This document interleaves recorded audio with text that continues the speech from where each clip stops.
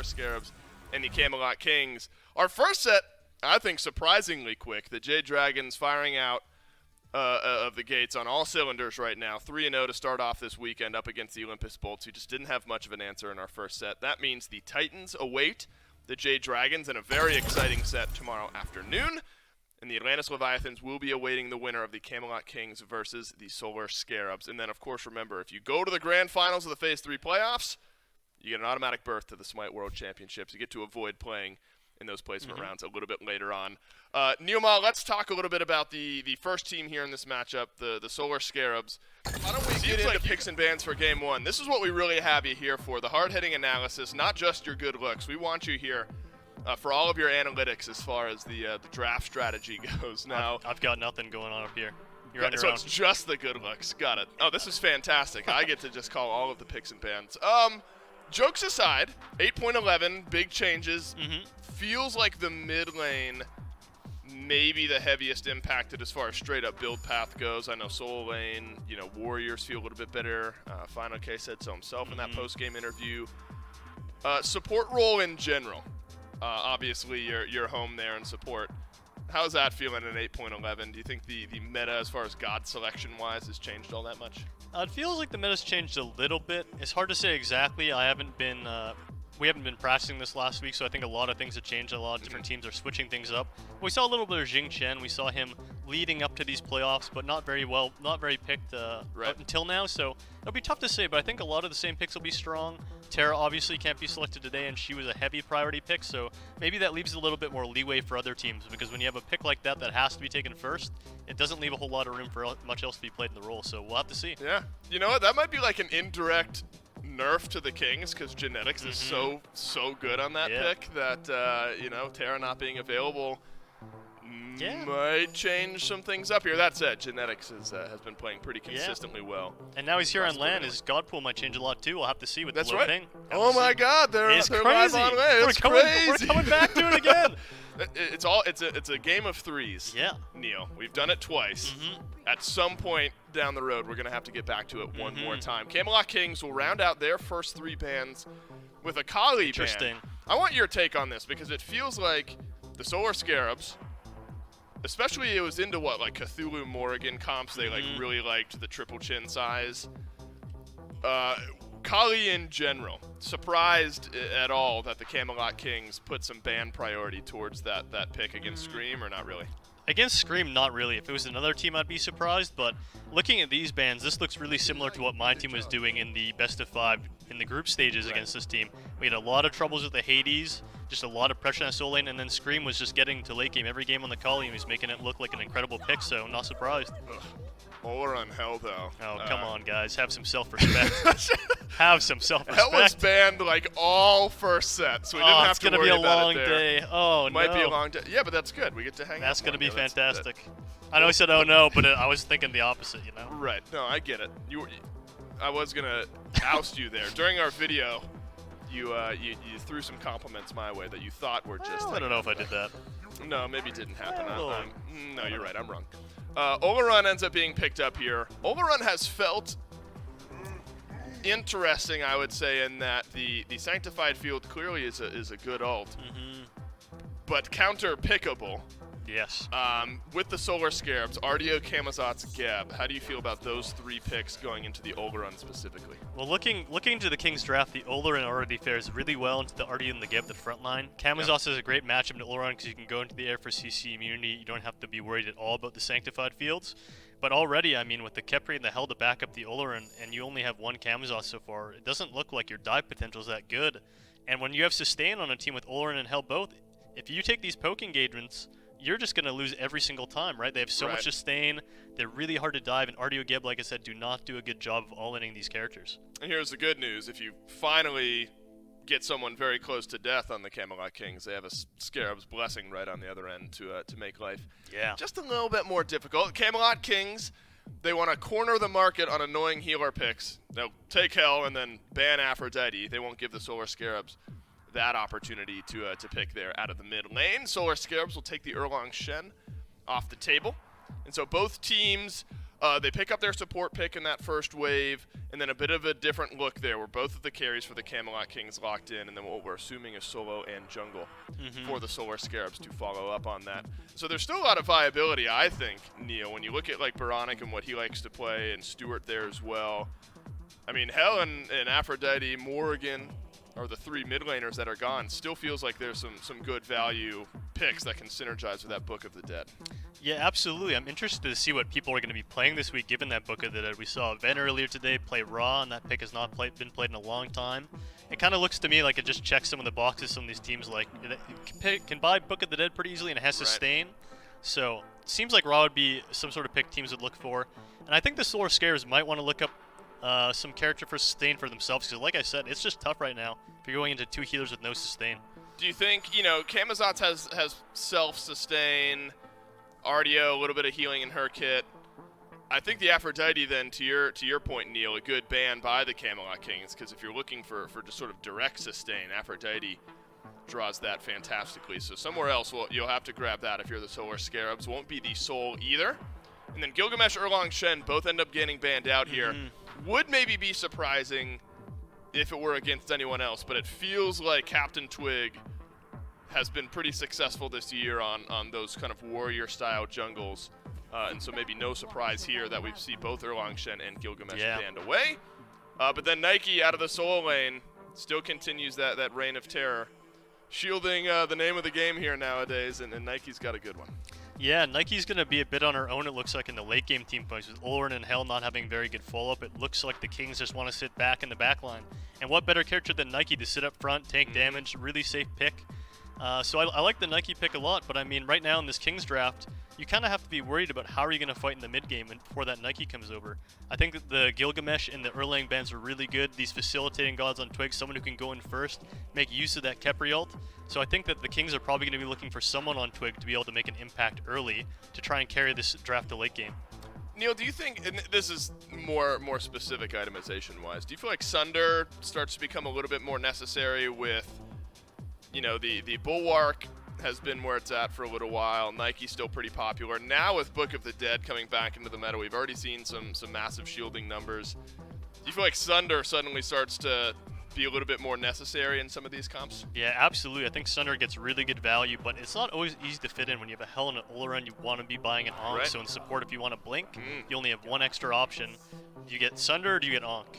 I like this Wash pick a lot, You join the desk and we just go to chaos. Of course. Well, look, Aggro got his Zeus earlier on. I don't know between J-Mac and Myth if either of them have any stock in the Opwash race. J-Mac is giving me the old thumbs up right now, so he's a big proponent. Yeah. Are you a big proponent, I kind of like the it. Opwash? I think it works well into these healers they have. It's going to be good mid-pressure as well into the Hell, I think.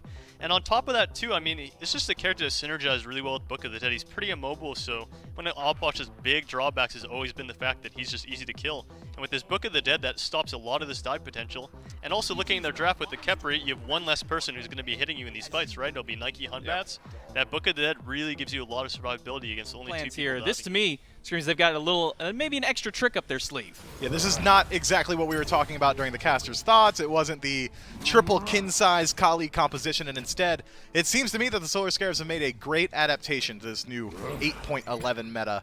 Baronic on the Opwash, going to be a huge talking point going forward, has plenty of targets he can apply his stun onto. Again, the third ability from Opwash, that little toss-out of the corpse. If you hit anyone that is getting targeted by heals, well, they take a little bit of additional burst damage on the tail end as well as a stun. So Big Man Tings and Netroid both going to have to be a little bit more choosy. Variety taking a lot of damage. The Bear Claw is good. SOT needs a little more damage, but will not find it. Variety lives on another day. But kind of going back to this Opwash discussion more than anything else, I think you're right to highlight that's probably going to be the biggest one, at least throughout game number 1. You guys talked about on the waiting room about how him and Zeus kind of rising up here, and there's a lot of that really just kind of, with Zeus, we know with his buff it helped out. But is this Book of the Dead kind of one of the reasons we're maybe seeing this Outwash pop back up? I think so, man. Just having like essentially 70% of your HP as a health shield every single time you get dove feels pretty good, especially on these gods like Zeus and Opwash both. I like to call this the Mazwal supremacy meta, in that when Mazwal was dominating the mid lane in competitive, it was, all right, they're diving me, I'm going to drop my massive AoE ultimate, and they can just kill me. I don't care, because they're going to take a lot of damage in the attempt. And well, Opwash and Zeus both do those things incredibly well. They've got great scaling. Opwash very strong into these healers. I think it's just a great pick here. And Captain Twig kind of going over towards this Hun Bats. Well, maybe you have to hold that thought. Variety pops out the barrier. The Vampire Bats go through in the Screech. Variety's just holding on for as long as he can to try and get away. But First Blood inevitable here for the Scarabs. If they can find the last bit of damage, it will be SOT picking it up and putting the Scarabs up on the board. Variety just standing a little bit too far forward. Maybe Stewart was as well, but a nice EI Jutsu escapes that situation. Now SOT on a very mobile Guardian has a lead. He might be able to rotate out very early on and try and shut down this hell. So far in the dual lane, it's the pressure going to Genetics and Netroid, as to be expected of a Khepri up against the Geb. Geb's been highlighted time and time again as not having a whole lot of that early lane pressure. He's going to leave Stewart alone in the lane for just a little while. Well, Baronic back in the Outwash is trying to get anything, and Captain Twig, you were talking about a moment ago, he'll leap in, find inbound. A root will catch him, and then a grab right after. Genetics finds inbound, and now inbound has nowhere left to go, and the Kings can turn around and put one of their own. Just gotta wonder what inbound was doing in the jungle right there. Was he trying to rotate towards mid, allow Stewart to find some of that solo farm? I'm not quite sure. Not often you see a Geb trying to get active on the map at level 3. Annoying with dealing with. And on the opposite side is the Scarabs. They got to fight into all this sustain that Netroid and Big Man Tings put out there. But they want to get aggressive on the map early on for the Kings. They got one over in dual lane. Maybe looking towards one here in mid lane. Baronic in danger, but Scream finds another kill on Variety on the opposite side of the board. And Baronic drops the ultimate and prays that that's enough. Whoa! From Genetics will find the last tick of damage. And now inbound wants to try and save this red buff, but I'm not sure a lone Geb can stop 3. Slow rotation from the Solar Scarabs to try and put up a defense on the red buff. Baronic cannot be there alone. Simple as that. Cannot do it in a 1 versus 4. I think the Scarabs try their best to defend red. We do get a look at see what happened on that right side. Variety's still not level 5 at this point, and that's an easy little solo kill for Scream. Didn't even need any assistance to pick that one up. Puts the Scarabs on the board for their second kill. Worried as early game off-wash damage isn't very high, especially if it's only the stun damage out of that fleeting bread. Typically, not the ability you're going to be maxing out first. No, but we saw already that Big Man Tings has got plenty of damage. Another red buff invade attempt is not successful this time around. Baronic, though, loses out a lot. You're no evil. Out of Captain Twig, a leap in, a stone shield to help him out. A Cataclysm right after, and Scream puts him down, but the revive out of Genetics will get him out of danger. The Camelot Kings unsuccessful in stealing the red buff. But at least they get out with their lives, unless Variety can dive in and take one into the tower, a leap over the wall. The camp not enough to kill him, and Scream will make sure to put him down and make him pay for that rotation. Hey, that's a good trade for Variety there. Just trades out his own life. He was already 0-2, so putting down Baronic to the exact same KD means that it's probably a pretty worthwhile trade. Looking just at the Book of Thoth stacks here, it seems about 20 stacks behind for Baronic compared to Big Man Tings. The Book of the Dead is now online. So that big shield is only going to get worse once that Book of Thoth does fully evolve up here, one away. But it's the Pyromancer by the Solar Scarabs, already down to half health. Only Captain Twig is here to try and stop this. It's the Fear No Evil, leap by wow! And Captain Twig, all by himself, will steal away the Pyromancer, and he'll walk right out. Real casual-like, and not only is that a small win for the Camelot Kings around the Pyro, but could even get larger around this gold. Captain Twig sacrificing himself just to deny any chance of SOT getting in, but the Camelot Kings get the Fury down to about a quarter before they're forced to back away from an inbound. Spins the Cataclysm, and the crypts have been emptied onto the Cold Fury. It's the Solar Scarabs coming up with their objective this time, and now inbound might be in danger. SOT going to be the first one to fall. Credit to Netroid this time around, but that should spell the end of this engagement, and what a fiesta we just got to view. It starts over at the Pyromancer, gets traded out, Captain Twig with a miracle steal, and the Camelot Kings try and double dip a little bit on the map, trying to pick up that Gold Fury for themselves, are forced to reset as Netroid takes a little bit too much damage, and the Solar Scarabs, their team that'll punish you for it. Timers are nearly synced just by nature of how they fell down. If the Solar Scarabs can group up and establish defensive positioning as they already have, could make it a little bit harder for the Camelot Kings to work their way forward. Predator Scorpion does get picked up here by the Solar Scarabs, and now the Kings making a rotation towards this right side of the map. Pyromancer about to respawn, and in goes Captain Twig. Great Gonna ult. fear no evil, but a Cataclysm out of inbound, maybe just enough to save his life. Some damage in from Netroid up against inbound. Inbound is low, and Variety wants to be the one to put him in the dirt. He'll get the first kill of the fight, and now it's a 4v5. Empty the crypts have been dropped, but Stewart riding in on the cavalry will put a lot of damage right back out. And the Sanctified Fields holds out the Kings for just a little while longer. Sanctified Fields used defensively as Variety takes a good deal of damage here. Opwash does not have the output to finish off that kill, and if you're not finishing your kills, that means the Camelot Kings can back up, resustain, and work their way back forward. Pyromancer up yet again. Genetics goes in to try and at least maybe get one, if not the steal on it. Scarabs do get the Pyromancer and Scream. He's got to use the ultimate to get himself Fire? out, but Fire Giant is up.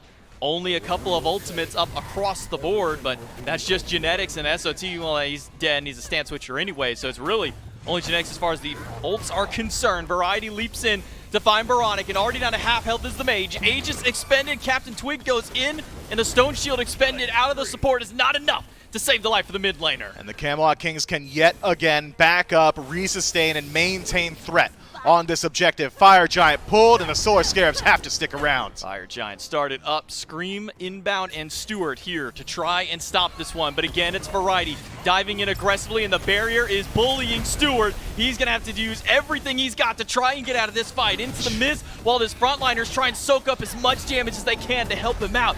SOT now has to dash away, but he gets pulled through, has to use the feeds instantly to try and break out. A Stone Shield from inbound holds him in, but once again, Variety diving on top of their heads to hold everybody out, and inbound goes down. SOT still in the middle of everybody, falls down. Captain Twig double, and now it's just up to Stewart and Scream to make their way out of this engagement. And yet again, the Camelot Kings win a team fight, are allowed to back up, resustain, pull the Fire Giant, and force the Scarabs to step up. This time they've got Fear No Evil out of Captain Twig if Scream tries to go in for a steal, but he's down to half health himself, Good maybe Lord. even worse, as he's being pushed back by the barrier from Variety. And Genetics as the frontline goalkeeper, the Camelot Kings are able to secure this Fire That they're Giant. finding kills pretty quickly, because if the Camelot Kings are allowed to resustain, we've seen exactly how that one goes, but Empty the Crypts is a great space control tool, as is Cataclysm. If anyone falls low, Scream's got the chase, but the Scarabs aren't here for the defense. Just giving this one up, or maybe not. Inbound goes in with the Cataclysm, finds one,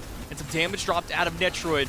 Put a little bit of damage right back at inbound, but now that the Scarabs have finally regrouped themselves to defend up against this Phoenix, the Kings not willing to step too far in just yet. Cataclysm's a major tool lost out early on, and if taking a peek at the Camelot Kings HP bars, it's not the sustain that keeps them topped off. They just legitimately have not taken damage, every single one of them, sitting at 100% HP, and every single ultimate and relic still available. The Solar Scarabs, they've got a steep hill to climb 1 entire minute on this Fire Giant buff. Quarter health on the Phoenix, but it's a blink in by Variety to get some damage in the backline, but he'll go back to help out and peel SOT off of his team. Fear No Evil expended with the Sanctified Field and an Empty the Crypts. A lot of ultimates thrown out, but not a lot of blood to be shed. Phoenix still under fire by the Camelot Kings. Netroid will turn his sights towards it and take down the bird. But Captain Twig diving so deep in, Baronic at least able to pick up one. Beat stick out of Scream. That's going to be a lot of single target. So Inbound has gone over here and picked up a Cursed Ankh. Shows that maybe get a little bit more impact out of there. And, if I'm not mistaken, you can also get a little bit more impact against some of those shields. Yeah, you can. It strips away some of those HP shields, as does Sunder, so he's going to be very strong. But repositioning, not his strong suit, and he's caught out. Inbound, left on by Variety, the barrier to push him away, but he's going to get caught out of the rollout once again. And Inbound has nowhere to go, nowhere left to turn, except towards the grave. Netroid's the one who picks him up and puts a 4th kill on the board for this carry. Feels like the whole early part of the game was just Netroid sitting at a tier 1 tower line. Distance. It's Netroid poking damage. It's big man Tings and Variety doing the exact same thing. Doesn't matter if you can anti-heal them if they're never near you. Looks like the Scarabs are just willing, or maybe just they have to give up this Fire Giant. The Camelot Kings started up and they take it down in sooner than I can even finish the sentence talking about it. Meanwhile, on the left-hand side, they'd left Stewart to his own device to start split pushing some of these towers, start mitigating some of that gold disparity here, and at least force the hands of the Camelot Kings to rotate over and try and stop him. But it doesn't seem that that's going to be enough to stop, because the Kings ran right down mid. Yeah, and they're going to be able to get into that Phoenix before anybody from the Solar Scarabs is able to get back to base. That Phoenix is a moot point, a foregone conclusion. The Camelot Kings strip this one away, but the Solar Scarabs have at least exposed a win condition. If they're able to win out cleanly in one of these team fights, the Camelot Kings have been in these team fights so hard for the Solar Scarabs to deal with this one. Again, just got to hope that Baronic is finding those fadeaway kills like he did up against Captain Twig, just hoping that that explosion damage is enough. I think it's big to bring up the lack of necessity on that Scarab's Blessing. It's only been really used in the early stages of the game, but we're far and away from that point. As the Camelot Kings start moving up towards this left Phoenix, the last one standing, while the right one just respawned. It can go down very quickly, but minions push pretty far back. It's a 2v2 in the mid, where SOT and Variety are trading health bars. Yeah, Variety gets the lesser end of that engagement, but Variety also has plenty of sustain afforded to him by his team, so he walks over to his healers and should be topped off pretty soon. Droid slamming some damage up against the Phoenix, but no answer from the Solar Scarabs. They're just going to give up their third bird. Variety will leap in, SOT will stun him out. The Kings, they're not concerned about the fight with the Solar Scarabs. They got their prize, they got their Phoenix. They're going to head on out, but maybe Captain Twig has something else to answer. SOT stepping pretty far forward here. The Camelot Kings setting up a gank. Captain Twig going in. It's going to be a beads pop out of SOT, and inbound with the Cataclysm only gets 2 in the back line. And immediately Captain Twig rotating over. Fear no evil finds inbound, and he's got nowhere left to go. Big Man Ting's the one to put him down, and the Scarab's Blessing procs to get him back to life. Scream with no life of his own. He's going to go down, and SOT will just be the final nail in the coffin for the Solar Scarabs. Camelot Kings in 27 can close out game 1. Yeah, if anyone was a Book of the Dead hater or non-believer, let that one change your mind. Big Man Tings just has too many lives to play with. Stewart rooted out, half health, and forced back to the fountain, while the Camelot Kings can run it right down in the throne room, take game number 1, put themselves nice and comfortable here in the first day of the playoffs. And that's not unexpected when it comes to the Solar Scarabs. We're used to seeing this team compete. But look, this is a dead-even game at this moment right here. Now, one Pyromancer Steel Neil doesn't necessarily win the game. True. But it does feel like that moment was a bit of a turning point, and this Hunbats looked good throughout the rest of the game for Captain Twig. Yeah, most definitely. Twig, just a really good play for him to get in there, steal the Pyromancer. That game was a bit of a stalemate, and that kind of tips it a little bit in someone's favor. And especially the first game of Best of 5 on LAN at a playoff, getting any bit of momentum is huge, right? It gets confidence for your team. And you can kind of see after that stalemate, the Kings just started taking advantage of the way that they were playing the map, you know? They were doing a great job. Yep. The Olorin and Hunbats ults with the Kepri ult as well. Really hard to play around all those teamfighting ultimates. Look at that shielding. Oh my god, that's Insane. the first time we've gotten a great Book of the Dead shield on the screen. That filled up his entire health bar. That is illegal. And then he gets a Scarab's Blessing on the other end of it. And That then he should- just turns around and keeps fighting. So I think disgusted. annoying, right, to say the least. You were unhappy with the Kings that you draft Hell first and foremost, and then you're going to get Book of the Dead, and then there's also a Kepri. Big Man Tings did not die this game, needless to say. Variety ate the majority of the deaths here at 2 and 3.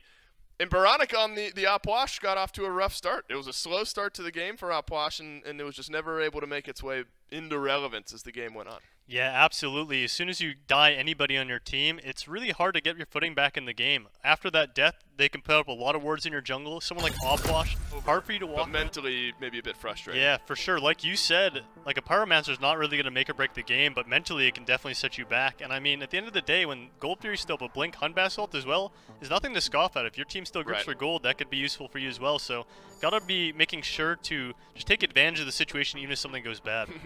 I love the snap ban on Hell here. Yeah, I like it a lot. We're not going to see the run back of the Hell. Because remember, it was banned all 3 games in our first set. And that was no surprise. It was almost something we just glossed over. So it was very surprising to see Hell let through in game number 1.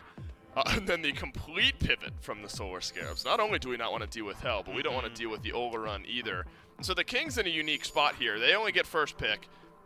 With the Solar Scarabs in the way that they've banned, Hell may be a bit more permanent in the ban column, but Olorin a bit more flexible.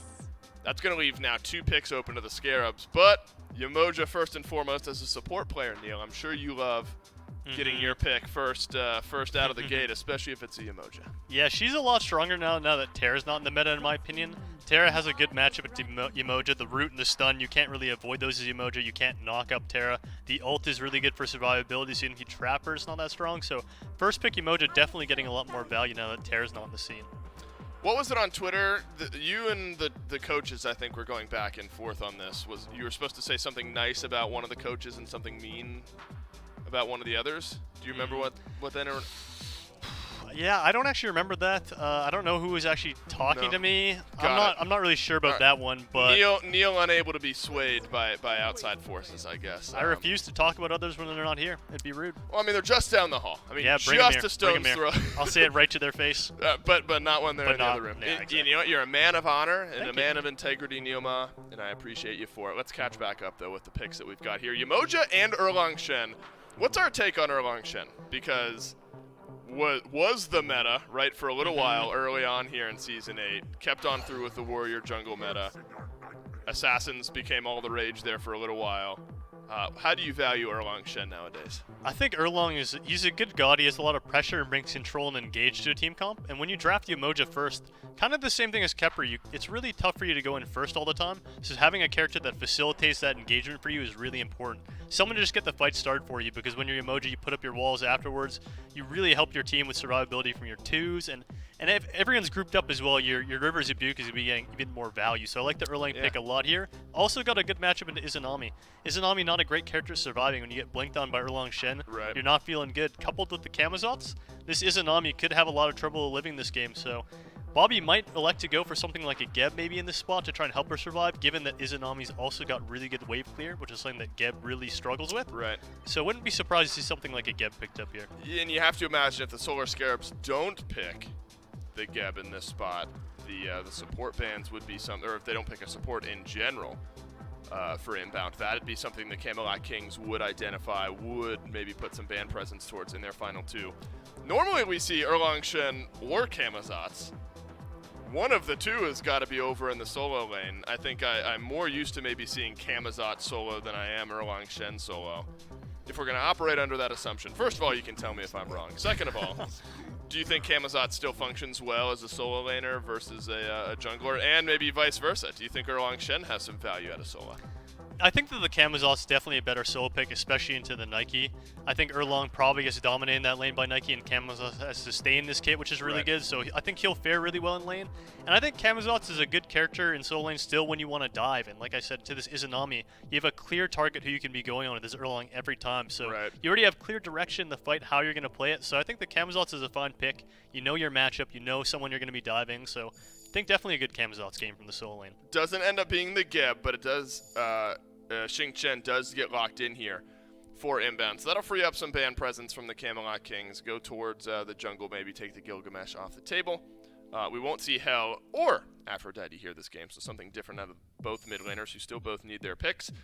Geb was what you initially had in mind. Does Xing Chen answer some of the same questions that you had, though? Xing Chen has good matchups into Yamoja and Erlang both, locks them down really well, but at the end of the day, I think that it doesn't really do a great job of helping Izanami live necessarily. If the Erlang and the Camazots blink on this Izanami, the Xing Chen is not going to be able to stop them from doing what they want. Erlang will have beads late game, maybe even a Magi, so, and you look at the team draft already, they don't have a lot of CC to break that Magi's off of Erlang when he comes in, so if he's able to bees that Xing Chen ult and there's not much else to see, I still see this Izanami dying. That's a good point. So Xing Chen is going to have to carry a little extra weight just through pure play style going into game number 2 here. Ends up being mid lane centric bans for the Solar Scarabs with their final 2 here. Aphrodite and the Morgan both take a seat. And then that's so important. You go up against a guy like Big Man Tings, who's had a fantastic year so far on ping, and then you get him over here now on LAN and has already looked good in the first game. Definitely requires a ban presence from the Solar Scarab. Effectively eats 3 here if you include the Hell, which I think you should, because BMT put on a good performance in game number 1. Amuzen Cobb. I like that. You do? Yeah, why not? All right, do you like it from a meme standpoint, or do you like it from a I like this pick standpoint? I think this draft, I think you just want to get ahead. I think you just want to get ahead on this draft. The double AEC, Izanami, AMC, you could run through a game. This is something the Scarabs did to us. They picked a lot of pressure into us, and it was hard to play. Even if our draft looked good on paper, if you make a mistake, this draft can run away with it. And the one thing that I would say for the Izanami is your best survivability is just being ahead. This Xing Chen might not be able to peel for you, but if you're on the front foot, who on the Kings really deals with Xing Chen running at you? You don't have much instant spots you see. He can be jumping at you, he can stand in your face, he can root you, and none of these characters want to deal with him. So Xing Chen maybe not so good at helping your carry survive in this game, but on the other hand, if you're ahead and Xing Chen's running at them, you're not going to need peel anyways. That's true. Might depend on the game state, because, you know, you talk about dive and what Erlang Shen and Camazots want to do to Izanami.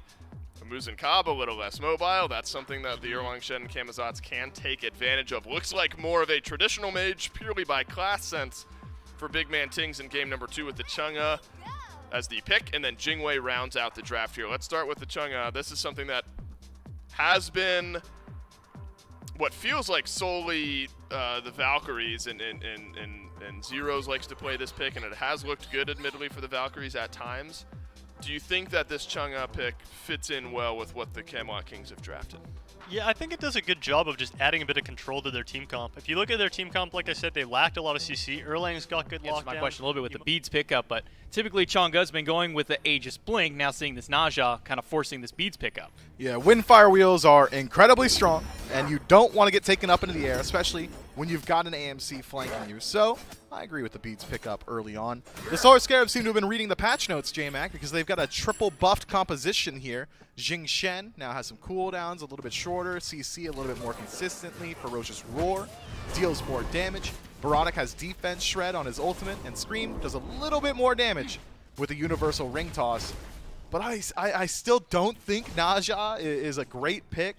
I don't think that's enough of a buff to really bring him back into the meta, so I tend to agree with what Neil said on the desk. The Solar Scarabs have put themselves on a timer. If this game goes longer than 25 minutes, I don't see the win con.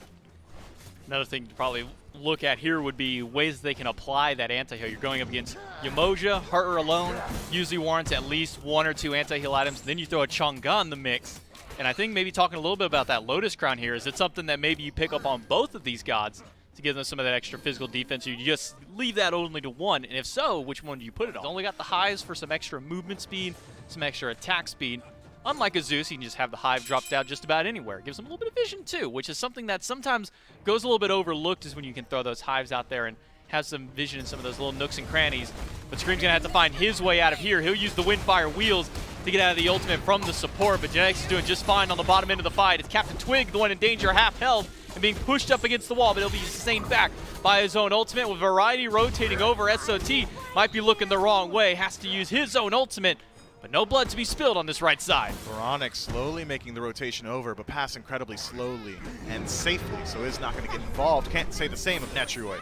Netroid right out of the Windfire, or right out of the Whirlwind, I should say, is able to get himself right back through thanks to the help of that agility. And shred. With all that 30 to 40% of physical defense shred for whoever is affected.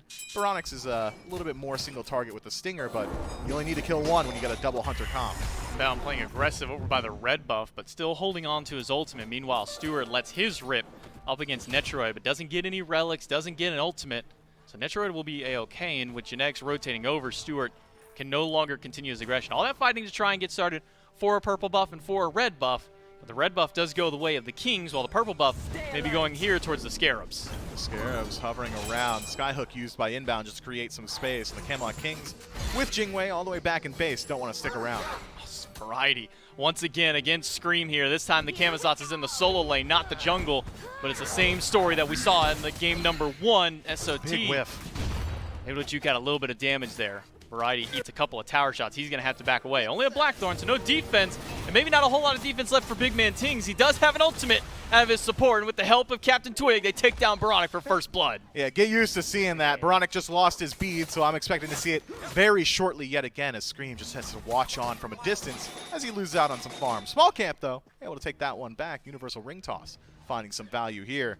Baronic, that's a slippery slope you're sitting on. 2 minutes left on getting that CC immunity back and available, and with the Camelot Kings having as aggressive as a 3-man mid-core. Let's play a little bit safer on that Muzen Cobb. Inbound will cut through the mid lane, but that's about all he's going to be able to do is cut through. He'll get a Skyhook up against Big Man Tings, but BMT is not shaken at all by any of the damage coming out of the Scarabs. No, and he doesn't need to be. He still has the beads available. He's already moving in towards the Breastplate of Valor. Just kidding. His bunny brought it to him, so he's done with it. Genetics, though, might just be done here. Caught out, Riptide able to get some distance closed through, but gets rooted out in a second one, so he doesn't get the boost out. But maybe he doesn't need it. Blinking from Scream does find him with the ultimate. He's going to need a little bit of help on the bottom end to get secure that kill. It will be Baronic who grabs him, and Netroid forced to use the ult, but he can't get there in time. Stewart puts him down. Big Man Tings now on the retreat. It's a Solar Scarabs making an aggressive play towards this red buff. Just a couple of picks opens up that door. But what can they do with the space created? It still is 15 seconds left on Netroid, 5 on Genetics. Gold Fury spawned up, and the Solar Scarabs, within double ADC composition, are finally starting to rotate over towards that objective. Variety versus SOT, but SOT doesn't recognize that Captain Twig is right around the corner. Does flip around for the 180 barrier to push him away, but all that sets up for the Gold Fury on the left side of the map. Solar Scarabs put down the first objective to add to their coffers. And that's exactly what Neilma was talking about on the desk, as a blink in from SOT does force the ultimate out defensively from Variety. This early game pressure is all the Scarabs need. Inbound blinks in, but he's going to have to use his leaps to try and get away. Riptides to close in the distance. And how far can Inbound run? How far will he be able to get? Not too far, as the pin locks him down for Big Man Tings to do the final damage necessary. And maybe now the Camelot Kings can pay back that favor, steal away the blue buff, Pyromancer spawned up. You're talking about wanting a little bit more early game here. Scream has himself now gone for a Transcendence in that second slot, maybe slow down his fighting and try and maybe bring up a little bit more farm. They'll start with the Pyromancer out of Solar Scarabs, down to half health, and no response from the Camelot Kings. Scarabs, they're just able to grab another objective. Yeah, this is the Scarabs' MO, man. The second that the enemy team starts to put some respect on their rotations and their ability to fight, the Scarabs say, oh, you don't want to fight us anymore? Well, go play the PvE game, and that's exactly what they do. Both neutral objectives headed their direction, and take a peek at some of these level deficits, man. Yeah, that's 3 favoring Stewart. Yeah, I was just about to say, look at Stewart, level 13 to the level 10 Netroid, and that's just off of one singular kill that came in that dual lane, and every single buff camp stripped away. SOT and Variety fighting it out yet again in that solo lane. The Camazots versus Nike match, maybe something we get to a little bit later, is once again the purple buff started up here by the Scares. So there's 3 from the Kings to try and get that. They will secure it. Inbound goes in with the ultimate, and a quick beads out of Captain Twig, make sure that he can get out. Scream left isolated in there, does get chain CC'd as Variety forced to ult away defensively yet again. Seems like Twig wants to get involved, but great play from Inbound stops that in its tracks. And the slow from the Honey means Genetics can't close that gap. It seemed like he was waiting for a Riptide to come off of cooldown so he can pull him back. Instead, it'll just be the Solar Scares backing away. I say that, but Woo! Scream goes in, gets the sash, gets the ult, and that's a dead Captain Twig on landing. As is Scream, Netroid able to pick that kill up with the airstrike, but an aggressive airstrike cost him his life. Good lord, Netroid's gone, and Big Man Tings late on the rotation cannot save anybody. Just get a little bit of health back towards Genetics. And a quick little 2-for-2 or 2-for-1 trade there here in mid. But I want to go back to the solo lane matchup I kind of alluded to a moment ago, which is this Camazots versus the Nike. Lane to lane, you know, poke each other back and forth. Late game team fights may be the more important, but again, we'll hold off on that as Captain Twig is picked up, thrown to the wolves, and Oberonik will be the one to get the kill and get some of that magical defense online. It's going to be a Pestilent instead of typical Bulwark that we've been seeing out of some of our more tanky solo laners. Yeah, I mean, SOT, I guess, can just not go for Bulwark because he's got it built into the kit. Same can't be said of Twig, though. Oh, my God. Twig losing a lot of health, but so is Scream. The rotation for Variety. Ultimate off the mark by Big Man Tings, but Captain Twig says, thanks for trying for the fight, but I've got a team right behind me. And then it's going to be a Scorpion and a kill to the Kings. Just got to think Scream landed a couple of crits there, and Captain Twig wasn't quite ready for it. Why would he be?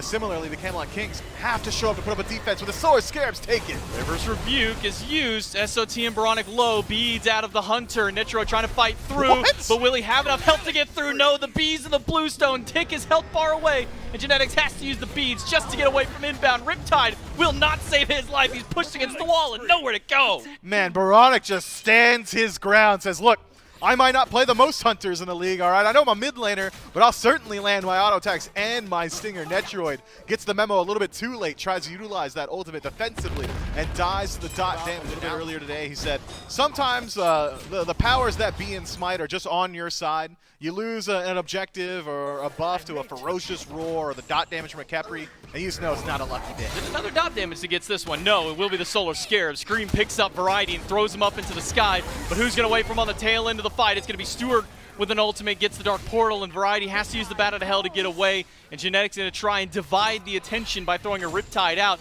Variety has a lot of sustain in his kid. Vampire Bats try to heal him back up. Riptide thrown through, but Inbound picks up one, while the rest of his team picks up the life of Variety and right after Genetics. Man, I wonder what the comms are like right there. Variety says, yo, just give me a Riptide, man. Just give me one out, and I'll escape this situation. Genetics steps up to do so, and not only does Variety not get to the Riptide, but Genetics also loses his own life in exchange. Meanwhile, the Camelot Kings try and get something back on the map. Tier 1 tower in mid and left will fall, but Fire Giant's burning fast. Fire Giant under half health. Twig and Big Man Tings are alone on this right side to try and stop it. They've gotten off the Fire Giant. They want the fight. Captain Twig does a lot of damage to Baronic, but Captain Twig doesn't have any backup. It's Scream who picks him off while Big Man Tings is set down under the Tier 1 tower with no way in. The Solar Scarabs are going to grab the Fire Giant.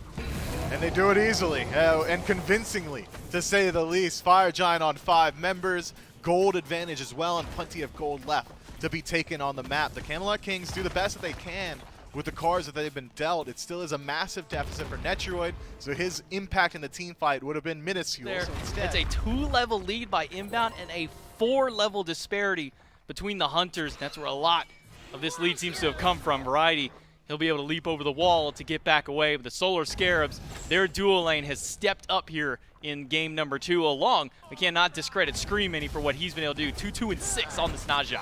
Yeah, an unorthodox pick. The Solar Scarabs start to approach this left side Phoenix, and it's burning down. Incredibly fast, easy pickup. Variety's not able to save the Phoenix, but maybe they can get something else after. Inbound low, uses the ultimate to try and pick somebody up, but it's beads across the board to hold him out while Baronic goes down and trades at least one for his life. It's Hunter for Hunter down, but Stewart is still one Hunter's left standing. And it's going to be the Solar Scarabs pushing into the base with only Genetics and BMT to defend. That's the last of the Omi available, but it does not matter. The Scarabs have got their eyes on the prize. Going to need a lot of damage. Minions are just now coming in to help them out. Inbound himself is fairly low, but Genetics is going to be all that they need to take out in order to claim this Titan, and the Solar Scarabs are able to tie up the set here in game 2. They start putting pressure on the Kings. You saw it happen.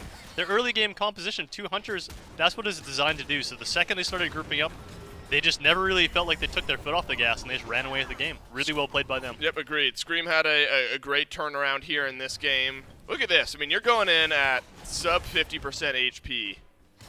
And effectively, of course, he has some help from the rest of his team. But so talented. Scream, you mean?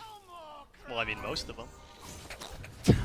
Wait, what? Except for one person, but I won't say. No, God, they're all really no, good. No. We'll leave it there. We want some intrigue for sure. This was a big pivot point in the game where a chance for the Camelot Kings to secure that objective, but the Solar Scarabs get it, and then also a good fight at the end. And I feel like we saw this a whole bunch, Neil, which is Netroid just getting melted down and then trying to leave with the airstrike, and then the Bees obviously dealing the last bit of damage there on the other side. And I think for Stewart, you know, you talk about how this is one of his first games with this team in like a big tournament format style game. Having a good performance on this Izanami, I think, is great at getting Stewart a little bit more comfortable and settled into this set. Absolutely, it is humongous. You might have a little bit of nerves when you come in one of your first big tournaments. Humongous, you know? what? Humongous what? Humongous what? That's an internet. Is that even a callback? No, that's is that a reference? I wasn't aware. You were just doing the voice? Did I? No, you're right. That's just your normal speaking voice. Yeah. 504 for Stewart here in this game. 17,000 damage is good for SOT. And there were moments, Neil, admittedly, you talked about how the Camazots could have a good matchup into the Nike, and there were moments where it felt like Variety, you give the Solar Scarabs in back-to-back games. Yeah, it's hard, though. I mean, what do you take away? I feel like the Solar Scarabs, the bans that the Kings are doing against them are things that they feel are necessary, right? That's true. If you leave open the Hades or the Kali or the Morrigan, things like that, you're going to have problems, right? So where do you really go from there? What do you take away that's different? I think that you might just want to change up your draft. For if you're the Kings, draft a bit more pressure so you can actually play the game, because it just didn't really feel like the Kings had much of an option. They just got out-pushed every game, and you can see the Izanami ban straight away, getting rid of a lot of that dual lane pressure, and just the ability for the Scarabs to be in the driver's seat. Right, one ban that could make a big difference. Stewart was at the forefront of a lot of the conversation during Game 2 and in our post-game conversations here. So we are all even. Kings and Solar Scarabs tied up at 1 in this best-of-5 set. And so we simplify it down to a best-of-3. Umoja, first pick here for the Camelot Kings. That's a great look for Genetics. Solar Scarabs lock in the Nike and the AMC yet again on the other side. And so this has, and I'm not going to say right now it's the issue, but in the past, this has been an issue with the Solar Scarabs where they get a comp and it works once, and then they stick with it despite teams having an answer for it moving forward. Now, the ball is still in the King's court, right? Depending on where the AMC goes and what you draft for Stewart and what type of composition the Scarabs build, it's up to the Kings to have an answer to it. If it works again, then great for the Solar Scarabs. You know, I guess in your mind, Neil, if that type of composition works, you play it again until they have an answer for it. Yeah, I mean, right now, why not? I mean, the AMC can be flexed as well. They might put it dual lane still, so there is a bit of variety there, depending on where they can put that. No, And he's on the Kings. that's yeah, I guess. I'm just leaving you out to dry there. I'm yeah, sorry. I don't like that. Go ahead. That's not great. So the AMC, I'm done. You got it, man. just from here on out, Period. Yeah. I think I'm nobody going on. wants that. To be absolutely clear, I am here as a vessel to get you to speak more. I say things in hopes that it gets you talking a little bit more. So nobody wants me to be the only one discussing things up here, Neil. Hachiman and Artio is the next two. I'm very gently posing the question. Be more gentle, please. Hachiman and Artio Softer. locked in for the Camelot Kings, and it ends up being a Xingqian yet again for the Solar Scarabs. So it looks like a very similar draft for the Scarabs, because you can't ban out all the remaining hunters, right? So it looks like we're going to go back to 4 Fizz. Do you think the Kings need to ban out the Naja that was important enough to this comp in Game 2? No. You're gonna make me do all that? Yeah. Honestly, I don't think the Najal is a big problem. I think there's a lot of picks Scream could play that would have pressure, that would help just run the game. Like Najal, I think, just had a good early game. It's good at facilitating characters like AMC, but there's a lot of picks that Scream can play that can do that. No, he's only good at one. That is true, actually. I take it back. He's only just don't give him Najal, and you're fine. Yeah, but I mean, this draft, like you said, they might want to do something similar where they pick pressure, but you can already see the Kings picking Artio already. The Hachimon's Right. really good in these lanes as well. If there was AMC, ADC, Umoja and Hachimon, if they lock him in that River's Rebuke, they have a good chance of killing him. So I think all in all, the draft looks a lot better for the Kings so far. I like the Hachimon a lot more than the Jingwei. You can just be a bit more proactive. You have better kill potential, so you don't necessarily roll over. Because I really think, like I said earlier, the Kings just need to push back a bit. Right. And as opposed to letting these Scarabs group up and then just run the game. Agreed. You know, the ball is in the King's court, especially if the Scarabs end up running back what would be a similar draft. It won't be the Naja, so Scream Najal ban. might as well not load into this game. Yeah. Right? I mean, He's done and dusted. right, done and dusted. What can he do? Going into Game 3. You can try to play something else, Well, what's the point? but what's the point, right? I mean, it's only been Naja and nothing else. Never seen him win on anything else in my life, I don't think. No, I'm really racking my brain right now. No, nothing comes to For mind. what? For what he's going to play? You're right, Neo, and bringing up Kali there. That's fantastic Mm-hmm. by you. That's something that Scream has gone to at points. He might do it again. He very well could. He very well could. There's You're a lot. absolutely- Yeah, well, we'll see. Because usually when he picks Kali, in my mind, This is what's good. happening I in the baited you Scarabs into real draft? analysis. This is good. Well, what's happening when they pick Kali, in my mind, is they're picking pressure everywhere else. So Scream just has the job of do whatever you want. You can gank if you want. You can farm if you want. You can be AFK till 20 minutes if you you can want. leave your friends behind. Right. Exactly. He leaves his friends behind sometimes when he's playing Kali, and it goes great. So right now you have Nike good in the side lane. You're against an Artio though, so you might get a bit pressure there. But AMC, if you were to put that in the side lane or in mid, good pressure. And with the Morrigan in mid and an AMC, you have good pressure in side lanes Yep. and in the mid lane as well. So this could be a Kali game, late game. However, I think that you might want a better jungler to pair with this Morrigan now, a better transformation. Right. And now we do see the flexibility of the Solar Scarabs. We're 100%. going to pick something similar in the first 3. We're going to maybe keep the Kings on their toes. We don't know directly which way we're going. And then it looks a little bit more traditional as far as roles go. I mean, AMC, far from traditional from what we've seen in the Hunter role so far in the groups and this weekend. But you get a mage in the mid lane for Baronic. You get AMC, a more standard draft for the Solar Scarabs, but one that still carries some nuance with it moving forward. Naja, Gilgamesh, neither of those will be played by Scream, and it will not be an Aphrodite in the mid lane for the Camelot Kings, nor, did I already say Daji? I don't know what I Daji just said. banned? I said Daji banned. I don't know if I already said it, though. I didn't want to say it twice. Now I've said it like 6 times on accident. Hachiman banned? will be paired with the Umoja, we assume here, and then Neath ends up being the lock-in. So now we're kind of flipping things around where you get this double hunter comp for the Camelot Kings, but it is a different look at that style of comp. Yeah, absolutely. And I like this Neath pick a lot. I mean, you have this AMC character without CC immunity in a long lane, most likely. I'd imagine it'd be ADC.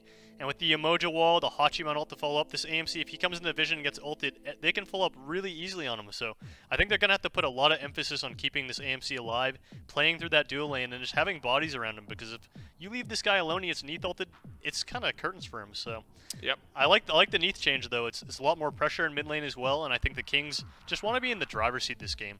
I think the Scarabs are a team that do really well when they're the ones who can bully you, and when they're on the back foot, they haven't shined so much this year. So I think it's a good adaptation picking this Hunter in mid to just give your team a bit more pressure and kill potential as well. So I like the direction they've gone. It is the Kali for Scream. So I I'm want to. so smart. Exclusively just out of Zeros and the Valkyries kind of in the past here.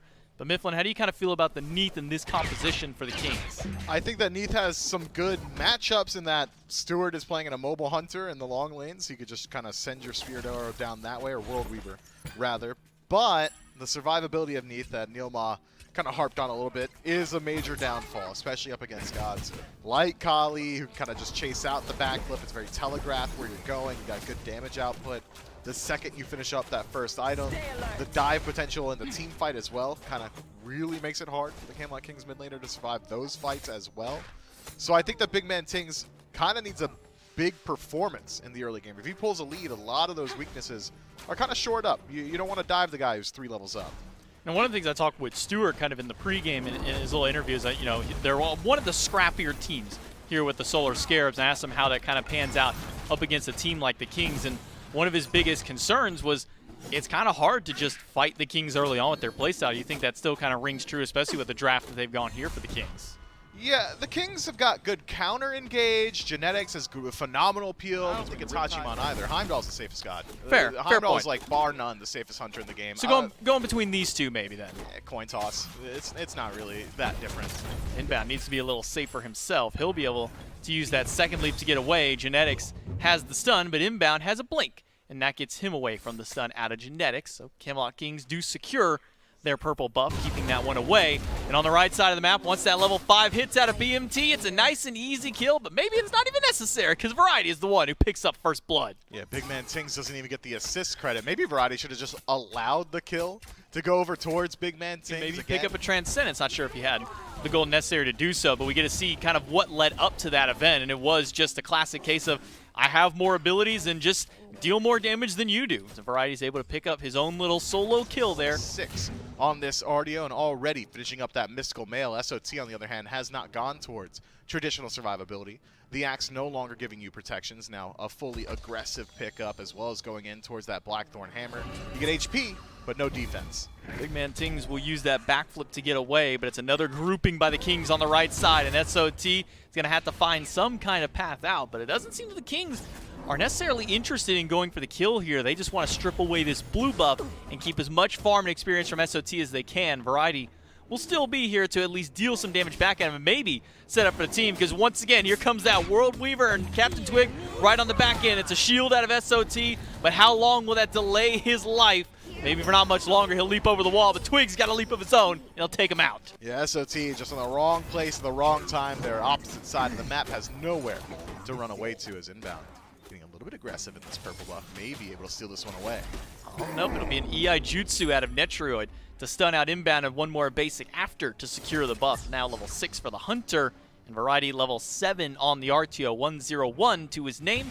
And this time Big Man Tings, after getting ult, does at least get credit for that World Weaver. Mid lane. Yeah, he has been, and the Camelot Kings now get to benefit from having a double Hunter composition with neutral objectives on the map. If the Camelot Kings are able to utilize the ultimate from Big Man Tings to try and shut down Stewart early on, if Stu tries to kind of leverage that aggression that AMC has, could be a double-edged sword. Big Man Tings off the backflip, stun off the mark by Scream, and a bead's used to get out of the whirlwind of Rage and Steel by Inbound. Genetic stun out, and ultimate onto Inbound, and a Riptide right after. River's Rebuke popped, and Inbound is just trying to find any path out that he can, but all the damage is being thrown right back at Genetics. He gets jumped on by Veronica. It's a quick kill. Turnaround for the Scares, but with Variety rotating over, the Kings at least make it a 1-for-1 trade.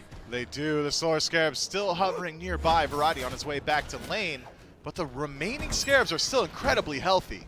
Big Man Tings gets a little bit of damage done to him by SOT. Stewart gets hit by a Fear No Evil. Maybe Scream can save somebody. No, he will go down, but the dot damage after is enough to grab Captain Twig and once again trade 1-for-1 in the midst of this jungle skirmish here. But Variety gets caught out, and that's going to be maybe a 2-for-1 here. And the Scarabs, they grab the solo laner. Baronic needed that infusion of gold and experience. Now 2-0, able to match up equally with Big Man Tings. Is that which is making him maybe that much more enticing for Netroid? Yeah, I think so. It's an early aggressive pickup. He's gone towards that style of build. Works it incredibly well as Stewart gets put down so fast. Stewart gone just like that. Captain Twig credited for the kill, and once again, more buff potential steals here. Inbound picks up Captain Twig, throws him right into the waiting arms of Baronic, but Inbound is there. Furious Roar, the hook slam, and then the lash is right after. Scream and Baronic able to help close out that kill, and Inbound is not letting Netroid go while the rest of them are trying to grab Genetics, but Scream gets rooted out, body blocks out of Inbound. Make sure that the jungler does live. There'll be 3 kills now up for Baronic in that mid lane. Man, Big Man Ting's damage output, nothing to scoff at either. Drops down Scream very quickly, and now, with the help of Variety, see if maybe he can pick up Baronic. Well, Baronic got caught right out of the stealth. Beads burn. Variety is here. He'll go for the root, but not much more beyond there. Transformation out of Baronic to transform into the Nike. And now Variety with no health bar left and nowhere left to go. Uses the dash, but Baronic still has some damage right after the Ren will pick up the kill, and maybe even more if Big Man Tings gets caught. Big Man Tings forced to rotate into the jungle, so body blocks from Inbound. Nearly good enough to close that gap. SOT over the wall with Scream. Captain Twig there with the peel. Great play from Baronic to realize they've got the burn. Oh, and a stun right after. Fear No Evil. Will the dots be enough to take him out? No, it's not. Captain Twig lives on, but SOT will not let that happen for much longer. He leaps under the tower, takes him out with the Ren, and turns his sights towards BMT, who's now got to push him away and back towards that jungle. Lead has essentially closed itself up. Variety is no longer 2 levels over SOT. In fact, now it's the mid-jungle out of the Solar Scarabs. They've been able to put themselves ahead. However, if you look at the opposite side here, Genetics and Netroid still able to hold a bit of a lead against their opposition. But Captain Twig, with no beads, he's got to depend on anything else to help him out, but there's nothing there to help him. It's Scream who grabs him with the damage from the lash. The leap was not enough to save Captain Twig, and once again, the Solar Scarabs are able to put the jungler to bed. Twig, so unlucky there, man. That's another double-edged sword. Going for Blink in the first slot as Big Man Tings falls victim as well. He's got Aegis, but that Aegis only delays the inevitable. Leap over the wall from Scream would have been more than enough to take him out. The Solar Scarabs now 8 kills up on the board over the Kings 5, and that lead that the Kings had is now officially gone, especially even more if they can get a pick on Genetics here in the mid lane, but he'll be able to use the Riptide to get away. The Scarabs, a couple of picks on that left side, they took the Pyromancer. Now the couple of picks in mid, they head towards the goal here, and they can easily try and burn this one out. Baronic is going crazy right now. He is starting off all of these fights with removing somebody's HP down to like 20%. He does like 70% off the combo, thanks to this incredibly fast build of the Doom Orb immediately into the Spear of the Desolation. They're right with his team. And Inbound going for a Bulwark of Hope's second item, maybe one of the more standout kind of items looking at here. I know we've been seeing a lot of popularity within the solo lane, but maybe we'll hold that. Quick leap away by Twig. He does manage to get out. Doesn't have his beads yet, hasn't gone back to base. But Bulwark of Hope here coming out of Inbound. Yeah, it fits the aggressive style that he's been trying to play as Variety narrowly avoids the stun. Fear No Evil out of Captain Twig. Scream is pushed against the wall, but he's still got Destruction and Ultimate. Out of Variety, or out of Inbound gets him out, but Solar Troll will make sure to chase him down and pick up Twig, and now a full retreat from the Solar Scarabs as this bear wants something. This bear wants blood, but how long can Variety go? How much can he get? The answer is not much. No, Variety gonna have to walk away, having gotten nothing there, and the Solar Scarabs have made the last 4 or so minutes a living hell for Captain Twig. This guy is not. So instead, maybe Brawler's Beat Stick as well to deal with destruction or any lifesteal that Stewart's bringing. But a very unorthodox and interesting build here from Big Man Tings. Early fail not, and maybe some more early fighting here. SOT caught out by Variety. Root just off the mark, just shy from grabbing SOT. The Genetics and Variety up at the front line, but they're being burned away. Camelot Kings do get the Pyromancer and all of that, but ult out of Inbound will throw Genetics back to the Wolves. It'll be Baronic who grabs that kill, but the Scarabs, they're not done with the fight just yet. A leap in to chase down the carries. Captain Twig at half health. Scream trying to close in the gap, and so is Inbound, and Inbound gets turned around, and Big Man Tings is the one who puts him out. Man, Inbound throws him a life raft there, the Camelot Kings that is. It was a losing play from Captain Twig to try to use Fear No Evil just to peel out for Genetics. I think in that situation, you just got to say, look, Genetics is out of position, he's surrounded by 5, and we're behind. I got to save this massive team fight changing ultimate for something that looks a little bit better. About a half level down compared to Scream right now. Yeah, Scream's been spending a lot of time trying to get involved on the map, a lot of time getting aggressive rather than farming, and yet again is going to tank up that ultimate, blocked out by SOT. So he eats that, and Variety eats a lot of damage of his own from Baronic, but that sets up for the Oni Fury with all the Scarabs rotating mid. The Kings pull the objective, but just as quickly, Inbound and Scream rotate over to stop that objective right in its tracks. It's Inbound trying to get aggressive here up on the Xing Chen. Yeah, just creating a little bit of space. Where did the Fury's forming health a go? wall with SOT. The Fury, it's gone. There's no chance for them to get in. Scream gets pushed away by the Fear No Evil out of Captain Twig, but Captain Twig has no beads, no health, and not much life left to be. It's SOT who grabs him, and then a quick transformation out of Baronic puts a second Nike on the field. You thought one was a problem, the second one is here, and so it's destruction out of Scream, but it's a 1-for-1 as they're able to grab SOT in the midst of the fight. Yeah, Netroid just sinking damage into every single one of the Solar Scarabs. He is yet to be the target in the engagement, and he is playing with that space. Now Variety stepping forward, trying to close that gap, forces the ultimate out from Stewart. That should spell the end of this fight, unless Inbound gets caught. Big Man Tings, who'll use that backflip to close the gap, but he will not be able to hit the root against Inbound. Instead, it's Variety who will go under the tower, gets the stun, gets the cripple, another ultimate back up for Big Man Tings, and a couple of crits popping through. But Inbound is just fine. He'll be able to walk out. He's got the rest of his team waiting right behind him. And Baronic is a massive threat right now. A couple of targets on the side of the Camelot Kings are either squishy enough that he can just kill on his own, or low enough HP that it doesn't matter how much defense they've got. Targets, Variety walks by Inbound, but Inbound's only level 12 on this Xing Chen. However, with that level 12, he's got his Blink and, once again, an upgraded Cursed Ankh for his second relic. Like the other side of the board here, Genetics has a Beads because of all the CC lockdown. What? He's gone a Meditation instead.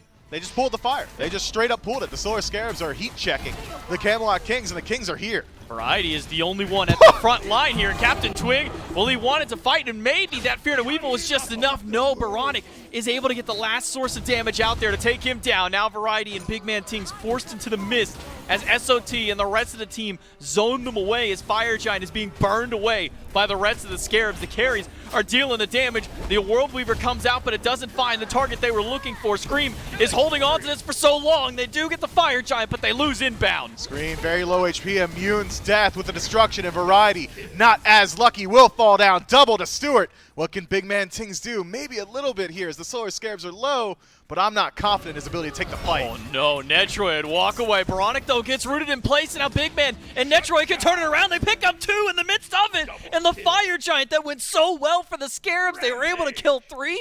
Well, now they've lost 3 in response. Tier 2 tower. So Tier 1, Tier 2 falls down. Tier 1 and mid removed as well, and now the Solar Scarabs still have Fire Giant on 2 members, could regroup and try and force a fight in this Tier 2, but Gold Fury spawned up, and that is a much easier target. Tier 2 started, but not a whole lot of commit out of the Solar Scarabs. A Riptide Great holds ult. Stewart back, and then an ultimate from the River's Rebuke will hold him in place, but there's not much more beyond there because Inbound expends his ultimate and maybe even his life to try and at least get the carries out of danger. And the Kings get 1 pick for their trouble. Stewart loses Beads and Aegis and the life of his dual lane partner, and the Solar Scarabs get nothing makes a for lot it. of sense. You essentially force a tank to go towards an item that they're not going to get the full value from, but they're going to get the value from it. There still is crit on the side of the Camelot Kings. Fail Not's been picked up by Big Man Tings, so if that was a legitimate bait from Netroid, good job. They bought it. I'm sure they're not regretting their purchases. I think instead what happened was he saw that they had started building Spectral, and he's like, I just won't. I simply will not purchase it myself. Fire? What happened to the Fire Giant? All of a sudden, the Camelot Kings are just sitting in the back line, twiddling their thumbs, waiting. Interesting split push. Generally, it's like a 4-1 where you got 4 in the duo lane and 1 in mid. Instead, it's a 2-1-2.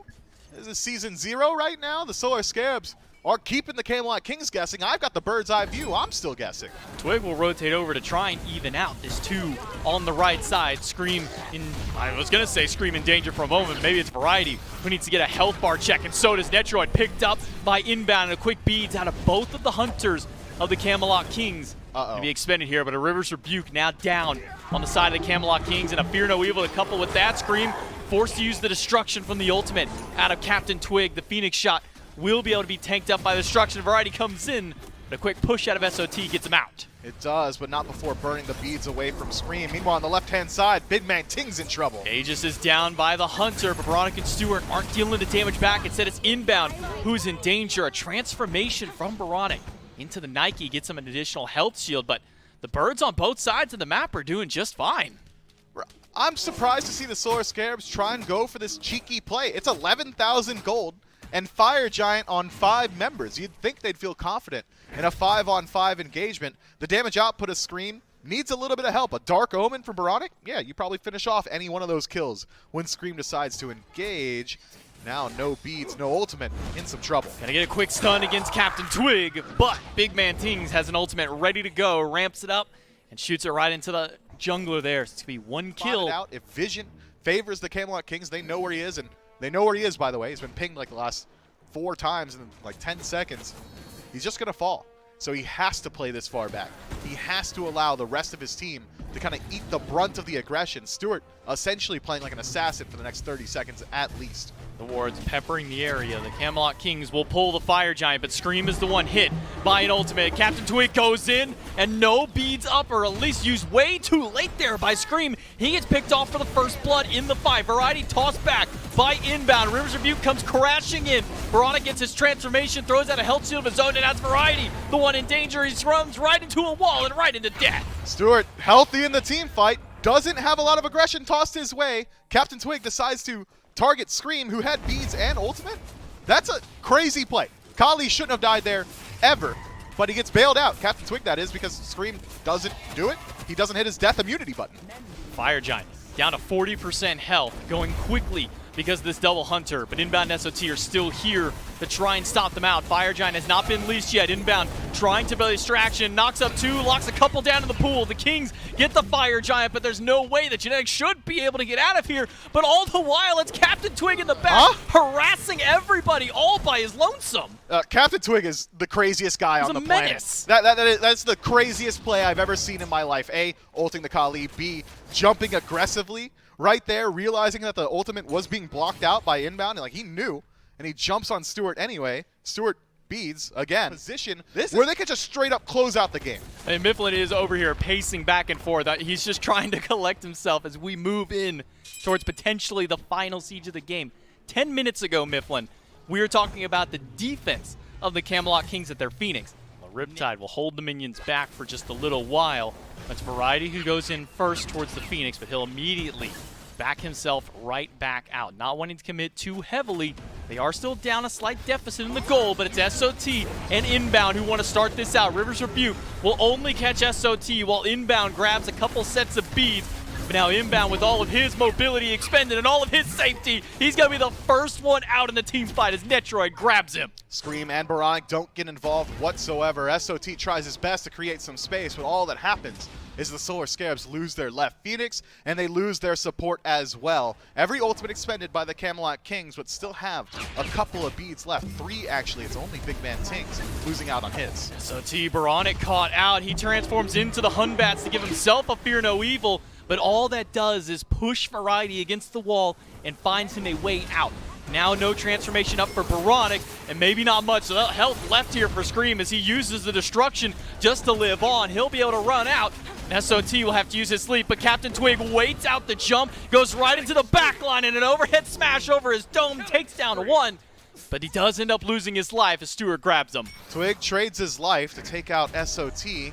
Not 100% certain that that's a full value trade, considering Twig has his ultimate available, and we knew that all the fight win conditions of the Solar Scarabs were expended just seconds before. Before Captain Twig decides to dedicate himself to shutting down SOT. I think had Twig just stayed a little bit further back with his team, Fear No Evil was coming off a cooldown, and his squad still had Fire Giant for a moment, could have just went in. That's half of health on Baronic. No, let me correct myself. That's every bit of health that Baronic had. World Weaver deals the first half, and Netroid charges in on the horse and takes out the last little bit. On the Solar Scarabs, and if you're lucky, Big Man Tings finds another massive ultimate, and you just shut somebody down. I mean, we're talking how wild it is. Stewart is sitting so far back in engagements, but maybe it's Variety who needs to have a check of his own. He gets grabbed by Inbound, and there's nowhere for him to go. Variety, with a greedy play up all by himself, gets caught with no way of getting out of the ultimate. He gets taken out, and now the Scarabs have advantage around the pit. They do, but Baronic's on the opposite side of the map trying to put up a defense, and he's one of the highest damage output characters the Solar Scarabs have got. He's just shown himself, but a transformation to Neath. I think the Solar Scarabs want this fight. Go with a quick World Weaver. The question is, who's he going to throw it on? It's Captain Twig. It's a Fear No Evil out, and a River's Rebuke immediately in response as Genetics tries to zone everyone through. Blink in by Scream against Captain Twig, but he gets stunned out one too many times, but he is able to find at least one before trading his life with Captain Twig. A quick Riptide out of Genetics gets him out of danger. And that one ultimate out of Baronic shifts the tides and makes it an even fight at that pit. It does. Netroid being removed from the Camelot Kings means that there's really no risk that the Kings can burn the objective themselves. Genetics being so low HP means the Solar Scarabs can just set up inbound as a wall of defense. Baronic has not pushed out the waves entirely into this slow rotation. Ultimate from inbound will throw Genetics away while the Fire Giant is burning quickly. The Solar Scarabs are going to try and capitalize off of that one little fight that went south on that bottom side, and they do grab the enhanced Fire Giant here. 40.5-minute game. We've already got limited time with the fire. Inbound just walks in to get some damage against the Phoenix, but it's the right side where the most action has been had so far. Meanwhile, as you said, Baronic pushing up those mid waves. We'll start out this 2-1-2 split that we saw earlier on. Wasn't much success from there. In fact, as the Kings able to push the Scarabs back in the midst of those fights. Inbound again, all by himself under this Phoenix, and Netroid poking him out very heavily. This Odysseus bow putting in work. Right side, and a World Weaver down onto Scream. Has to use those beads quickly to try and get away.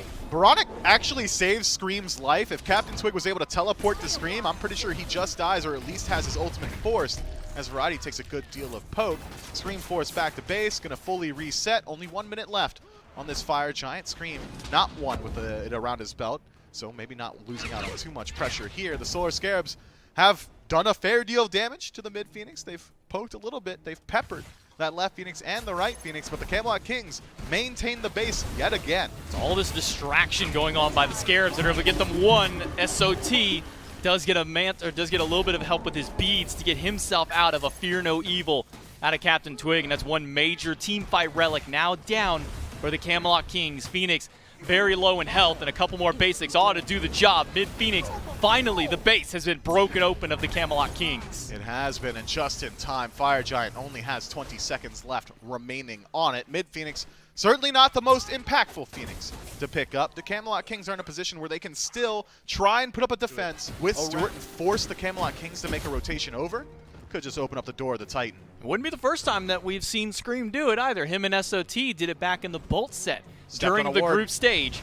But walking right through, the door has been opened up, and Scream and Baronic are going to sneak their way through. No vision caught there, and they could just go for the end here, but Captain Twig has at least come over to spot them out, has his ultimate available. Fear No Evil pushes one away, but the Titan down to a quarter health. Captain Twig gone, and Baronic and Scream all by themselves go for the back door, and they steal the game away from the Camelot Kings. Happy with their Fire Giant.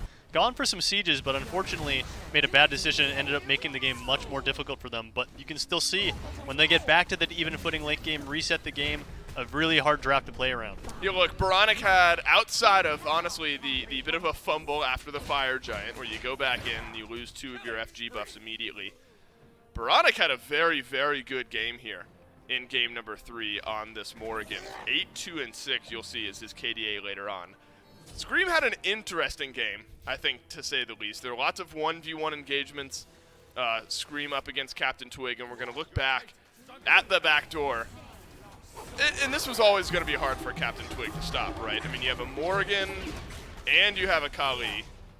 And Morrigan can become either the Kali or the Hunbats, whatever you want. That was always going to be difficult for the Camelot Kings to stop.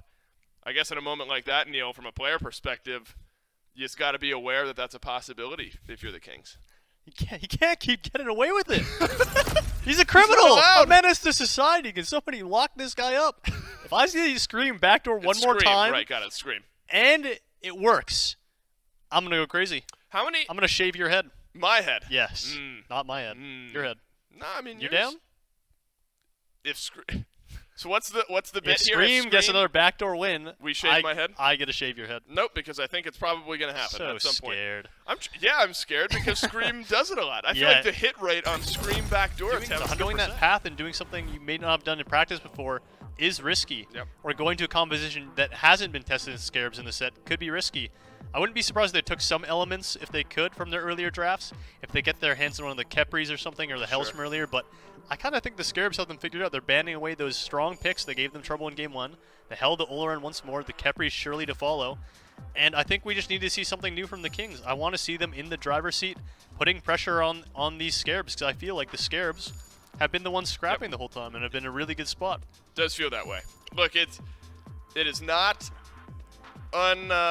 unnatural to find ourselves in longer sets involving the Solar Scarabs. So if this somehow does go to a Game 5, you won't find me surprised, because it just feels like every set the Scarabs play in finds a way to go the distance. That said, what a way to start off the weekend for the Solar Scarabs. If they're able to win Game 4 here, 3-1 the Camelot Kings, you're not worried about your matchup tomorrow just yet. You want to get off to a great start. You can see the deliberations for the Kings. Clearly lots of conversation around the right way to go here early on. Biggie in the back with his mouse pad will be steering this team straight. You're staring down the barrel of a Nike right now, and an RDO ends up being the first answer. Yeah, I was wondering if they would go away from the emoji, because, I mean, it's been played twice now for Genetics. Hasn't found a lot of success, and it looks like they're looking to take away the Jing Chen from inbound over there. And I think that's not necessarily a bad way to go, but, I mean, before you've seen a lot of their draft, you're not really sure what matchups you're going to get. So picking Jing Chen blind like this does have its pros and cons. One, taking it away from inbound. But on the other hand, there is some counterplay when you pick your front line this top two. Right. You're exposing a lot more of how your engage is going to look later on in the game. Solar Scarabs might be able to pick around that a little bit more effectively. Camelot Kings sticking with that Izanami ban. Stewart looked great on that pick in game number 2. That's something the Camelot Kings do not want to face off against just yet. Nike, you could say something similar, but it feels like Nike pretty tried and true as far as revealing stuff too early. She jumps in, she slows this, she's got a big shield. Absolutely, yeah. And so, you're not hiding way too much there if you're the Solar Scarabs. Hachiman has been a popular answer so far this set. And why not? Why not ride the hot hand, right? Baronic had a good game on this Morgan in game number 3. Give it right on back to him and see if he can reprise that performance. Yeah, I mean, already when you think of Morgan, you want good transformations. The Nike's always a great transformation, and even in the mid-game, a Hachiman can be a really good transformation as well. You could use it from far away and ult on somebody who's trying to get out. The 2 is maxed on Morgan, so Hachiman 2 obviously great ability. But I think they're still going to be looking for another jungler or something, a good transformation to help dive back on a little bit better. Maybe be looking to those Hunbats or something down the line, but first we're going to have to see what this King select last. Yeah, I wonder if the Kings suddenly start to feel pressure to take the Kali away again. It wasn't a knockdown, drag-out performance by Scream, 4-3 and 11. It looked good, and of course it had that back door to really end the game alongside Baronic on the Morgan to end game number 3. But then the Kings, now you're starting to spend a couple bans on Scream. If you want to go back to the Naja, which is what the Kings banned, that's what they changed after game 2, going into game 3. The Kings took away Naja in that second wave of bans. Go forth, this is an my interesting children, spot and an interesting pick where Tiamat hasn't seen really any priority so far this weekend, Neil. But for big man Tings, maybe a slight buff. This is a god that BMT plays very well. But why haven't we seen as much Tiamat? Yeah, I think the character mostly is just a bit passive. I don't know how well she synergizes with this Book of Thoth meta into the Book of the Dead. Hard to say. He might still go that route, but I think traditionally people like going these cooldown spamming things on Tiamat. And I think that this is just kind of a bit of a comfort pick, right? Big Man has always popped off on this character, regardless of her early game flaws. And when the games seem to be going late game like this, aside from the double Hunter comp, I wouldn't be surprised if Big Man does get to late game and does do really good work on this Tiamat pick. Wow, and so the Solar Scarabs, they're almost sensing that they themselves have brought a new meta into this set in general at the AMC. That's been the pick for the Solar Scarabs in back-to-back games was mid lane for Baronic in game 2. Then it was Hunter AMC for Stewart in game number 3. The Solar Scarabs may be feeling like that would be a good pick here for the Camelot Kings, and they will take that one away as well as the Artemis, both banned out. And so the Camelot Kings still needing a Hunter pick will have to look elsewhere from those two. Scream has been an ignition for the Solar Scarabs and their competitiveness since he joined this roster, and he is looking for his pick in these last couple as well. Will not be the Kali, will not be the Gilgamesh. Naja was the option in game 2, still there here in game 3, or game 4 rather, if that's where Scream ends up looking. But you look at these top 6 here, Neil. Nike, Hachi, Morrigan, RDO, Xingqian, Tiamat. Do you feel like one team or the other is off to a better start? I think it's hard to say. I think inherently when you have a Morrigan comp, it feels like the ball is a bit more in your court if you go late game. The Morrigan has so many options, and with 2 extra slots on each team being open, transformations are you can just fill in the gaps really easily, whatever you need. This Heimdallr, however, makes that pick a lot less effective. Really hard to flank with Heim's passive being able to see someone in stealth, coupled with the 1. So I think that pick is really, really strong, and this backline for the Kings actually looks pretty difficult to deal with now. It's not easy to dive Heim. The Tiamat also, like I said, when it gets to the late game, is a force of nature, so does a lot of damage, has good survivability, so it might be really tough for the Scarabs to dive this game. It's going to be interesting. So, Netrioid on Heimdall, not something we've seen in the last 6 games. In fact, Netrioid has not mirrored picks at all in the last 6 games. It's been 6 different hunters in the last 6 games for Netrioid, a 50% win rate for the team in general, for the Kings in general, in their last 6. So we're going to get another look at a different god here for Netrioid on the Heimdall. Finding some comfort in that dual lane has got to be priority number 1 for the Camelot Kings moving forward. It feels like at points in the set, Netrioid has looked good. At points, Netrioid has fallen a bit by the wayside. Think back to game 1, that Ola run looked fantastic, and it's been a bit quiet from Netrioid from that point on. And so the Heimdall, we know what that pick is capable of, and I think the Kings have set up their hunter for success moving forward onto here. And so the Solar Scarabs, they still need what we're assuming is jungle and support. Does anything jump out at you, Neil? Any support pick maybe come to mind that would really suit this draft nicely? It's really hard to say. I'll answer the question. There it is, Sylvanas. You were going to say Sylvanas, right? I was thinking hard about it. Because to me, the Scarabs have seemed to do this a lot where they pick strong dual lane presence. And I think that's part of the reason why Netrioid has struggled. I mean, in game 1, Bobby inbound goes for the Geb.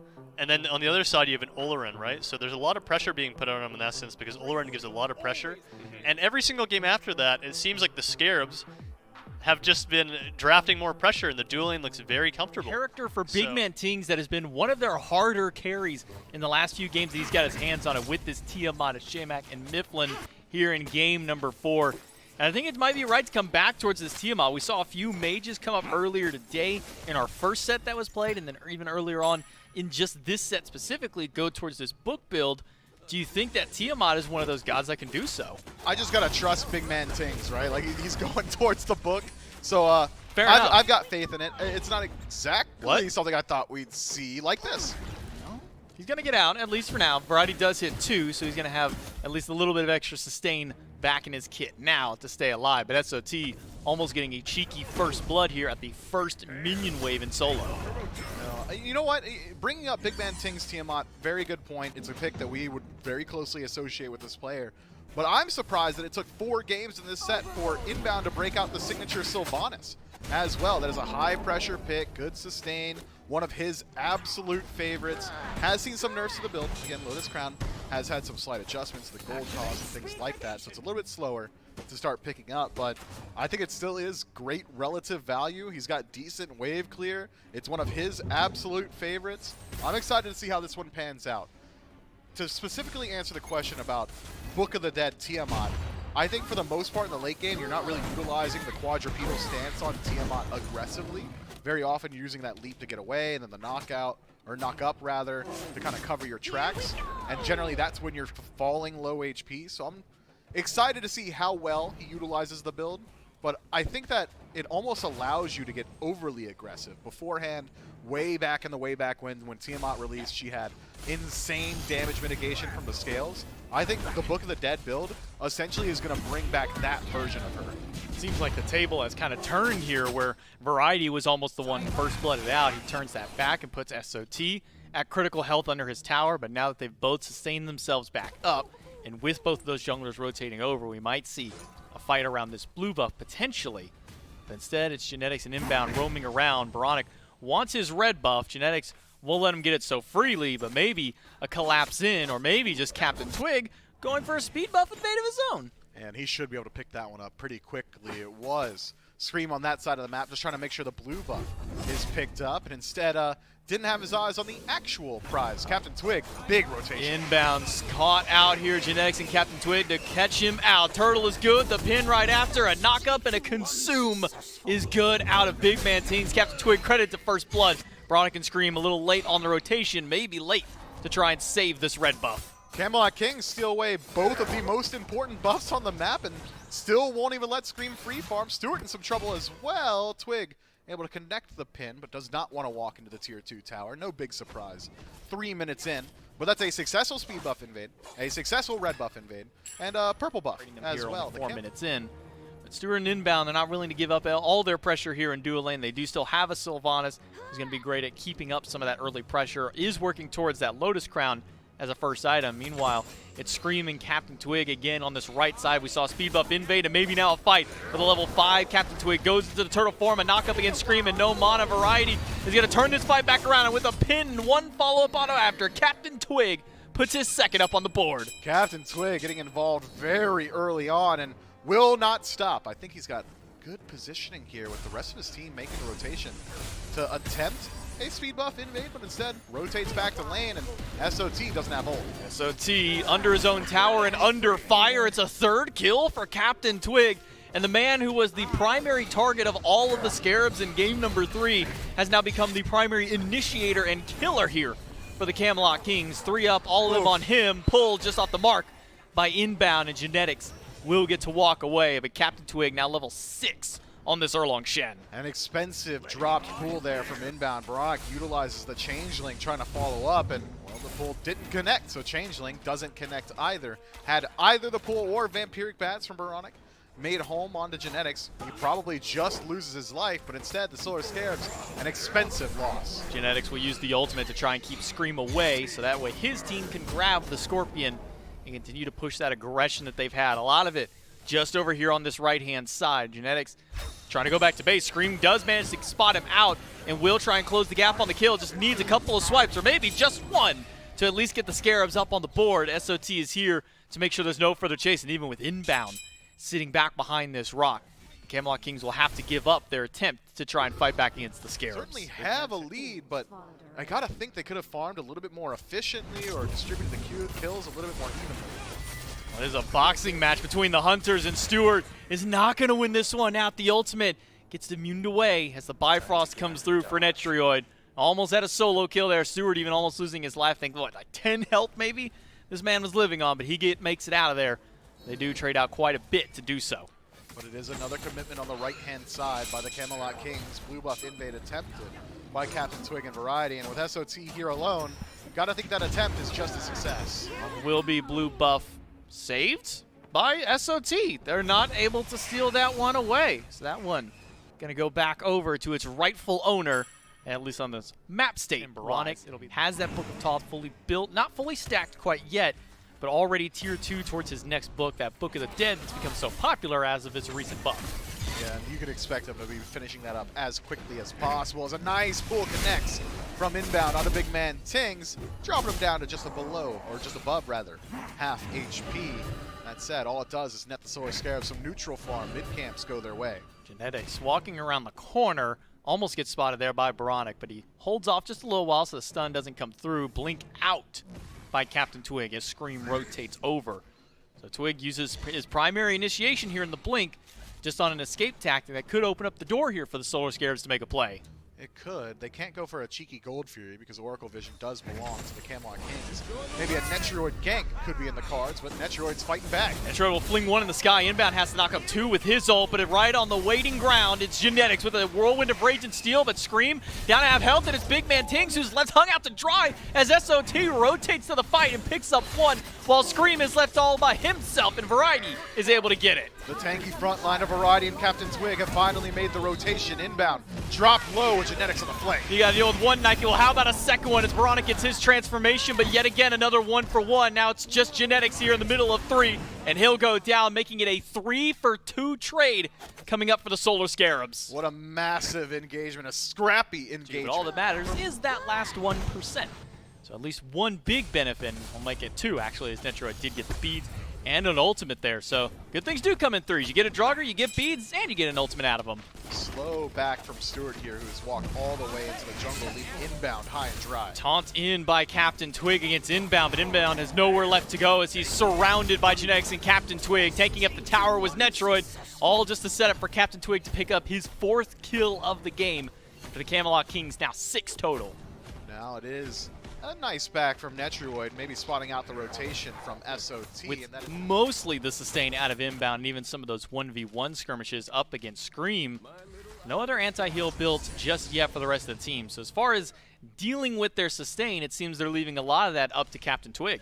Yeah, I'm surprised to see Twig itemize towards it so early on as a teleport forward from Netroid finds Stewart. A nice little bait will pick up the Hunter. There is an ult ready for Stewart as soon as he lands through. He'll get away for now. Use the EI Jutsu to get out and inbound. Rotating over. They can turn this fight back around. The lifesteal and the damage is good. Stewart picks up one, takes down Netroid, and lives on with the help of his support. Man, only Netroid makes a phenomenal play like that, utilizing the teleport aggressively, only to get punished by superior rotation by the Solar Scarabs. And SOT on tour continues acting as goaltender around the Gold Fury, spots out the rotation from the Camelot Kings, so he might be able to find a steal on the Pyro. Pyro started up. Gold Fury will go down. That's a foregone conclusion for the Scarabs. Pyromancer's still low. Camelot Kings do get the Pyro. And can they get a kill to boot? Yes, they will. SOT surrounded by all three. He'll trade his life out for an objective. But Baronic and Scream are on the hunt. Who will they find, though? As everybody is fairly healthy on the side of the Kings, and everybody is already spread out. Well, they might be able to find at least some back camps. Baronic and Scream split that one up as inbound pushes a wave into the tier 1 tower of mid. But Variety, he's still here. He's got lockdown. Variety stuns out Baronic, gets the beads, a quick transform into the Nike, gets Baronic out for now. And with no further chase, Big Man Ting's too far away. Baronic does make it out alive. Some extra help there by inbound and Scream is able to bail out the mid laner. Man, Baronic so close to tasting death in that engagement. Had Variety been able to transform into the Druid stance, he falls. Ultimate out of Genetics will pick up inbound and throw him into the waiting arms of the mid laner, but inbound only lives for a little while longer after landing. Variety gets the credit for the kill, and now Scream under the tier 1 tower has to walk away as 4 players from the Kings are staring down this tier 1 tower. It seems like they want to take it pretty quickly. Big Man Ting still going untouched in the last couple of fights, 100% HP. But finally, we do see Big Man Ting spawn up some lizards on the right-hand side. Fortunately for the Solar Scarabs, Baronic is there to deal with some of that push beforehand. The Camelot Kings know they've got the lead. They know they're in a position where they can force the fight, which is why they're so deep on the Scarab side of the map. They get the barrier, they get the leap out of SOT, but SOT is doing just fine. It says Genetics sitting inside the mist, rooted by inbound. Some peppering damage over the wall by BMT up against inbound, but Hobby's doing just fine on this Sylvanas. Still rather healthy, has that Lotus Crown and the Wisps, so he'll be nice and tanky and be able to get his health right back up and ready for this next fight. The Kings are hunting for their opportunity. They are. They're waiting for the Solar Scarabs to make a mistake. This could be it. If Variety is able to close that gap, does connect the route onto SOT, but his team's nowhere to be seen. Meanwhile, though, take a peek at Scream, pretty far up. The team spotted out Scream here in the mid lane, but it's a Kamazatsu has a decent bit of mobility, and they've left Variety all by himself. A pull in from inbound, and then SOT to fire the damage, and here comes Baronic around the corner to clothesline him, but now the rest of the Kings have shown up. It's big damage through, but Variety is still the first one down. SOT half health, Baronic jumps in, and it's another Nike ultimate to force Netroid away. You can't leave Variety alone like that. Now Big Man Tings, the sole recipient of the Scarab's chase. Gets a lot of health back from that shield, but he's still going to be in critical health once that shield is gone. Netroid forced to ult away from SOT, and Genetics, full health on this Xingqian, will make sure to zone the Scarabs away from his carries, but the Scarabs at least come up with one after all of it's done. That is such a nutty engagement. That was essentially a full 3-minute Fire Giant dance where the Camelot Kings are hunting as a 4-man core throughout the entirety of the right side jungle. Variety finally sees an opportunity where he thinks he can get an engagement onto SOT, but does not realize that every single one of his teammates had tried to chase Scream out in mid, leaving him completely alone. The Solar Scarabs find a free pick. Maybe they can find a pick here up against inbound. Captain Twig is chasing down the tree, and with Netroid in the tailwind of it all, they'll finally at least come up with the kill they were maybe looking for earlier. Camelot Kings put up another kill on the board in the hands of Captain Twig. 5-0-3 now on this Erlong Shen, and a Fire Giant started up by the Kings. Fire Giant should be a foregone conclusion. The Solar Scarabs do not love their odds in a fight without their support. 20 seconds is how long inbound is going to be on the grayscale screen. So what can the Solar Scarabs do but at least try and close up that golden experience gap? The towers of their own thanks to the help of this, or maybe just the one. Left side tier 1 tower was taken by Scream after that fight was all said and done. But the Kings going for a pincer maneuver, Variety, Captain Twig going for the hunt, but it's Captain Twig turned on, stunned down. It doesn't even get a chance to fight back. And now the Solar Scarabs get a power play, 5 versus 4, grouped up heavily. Maybe Inbound able to connect a pool or something along those lines could turn this fight around. But the enhanced minion waves might just be enough. Solar Scarabs against the Fire Giant team have a successful push. They've got the power play, 5 versus 4. They've taken now 2 towers of their own. Minions on the left side are dealing with that tier 2. And they can start going up towards this Phoenix. Genetics and Variety, at least Variety the one in danger here. Our root coming through holds SOT in place, but the barrier mitigates the majority of that damage. But Stewart gets caught. It's going to be a little bit of damage back toward him, forces out that ultimate. And the Scarabs, with all that advantage they have, now have to back away. Stewart a little bit slow on the uptake there on the disengage, and the Camelot Kings put so much damage into him. So an inverse of what we just saw. Now it's the Solar Scarabs licking their wounds and trying to run away as 4 members of the Camelot Kings search for Variety right into the fray. A Blinkin, Pyromancer, a greedy call here by the Scarabs, and they might pay with it as Netroid grabs Baronic. Stewart knocked up. Doesn't have his beads, doesn't have his ages, neither does Inbound. He gets flung around, and Stewart collapsed on by the front line. And Metroid is the one who comes up with pay dirt. 2 kills on the board for the Hunter, and making a triple as he grabs another. SOT has his back stopped. Luckily, Scream still alive on the map. Should be able to divert the attentions of a couple members of the Camelot Kings. The Solar Scarabs, teetering on the edge of brilliance and idiocy, finally find themselves on the other end of it. The Camelot Kings come out ahead in this fight. But take a peek at the gold, J-Mac. It still only is about 3K. And who cares about the gold? There's 20 seconds left on Baronic. The Kings might just be able to push this game up. It's Scream and SOT, the only ones left on defense against 5. 15 seconds on Baronic, but the Titan is not going to get any luxury of help here. It's going to be the Camelot Kings collapsing in and closing game number 4 to take us all the way to game 5.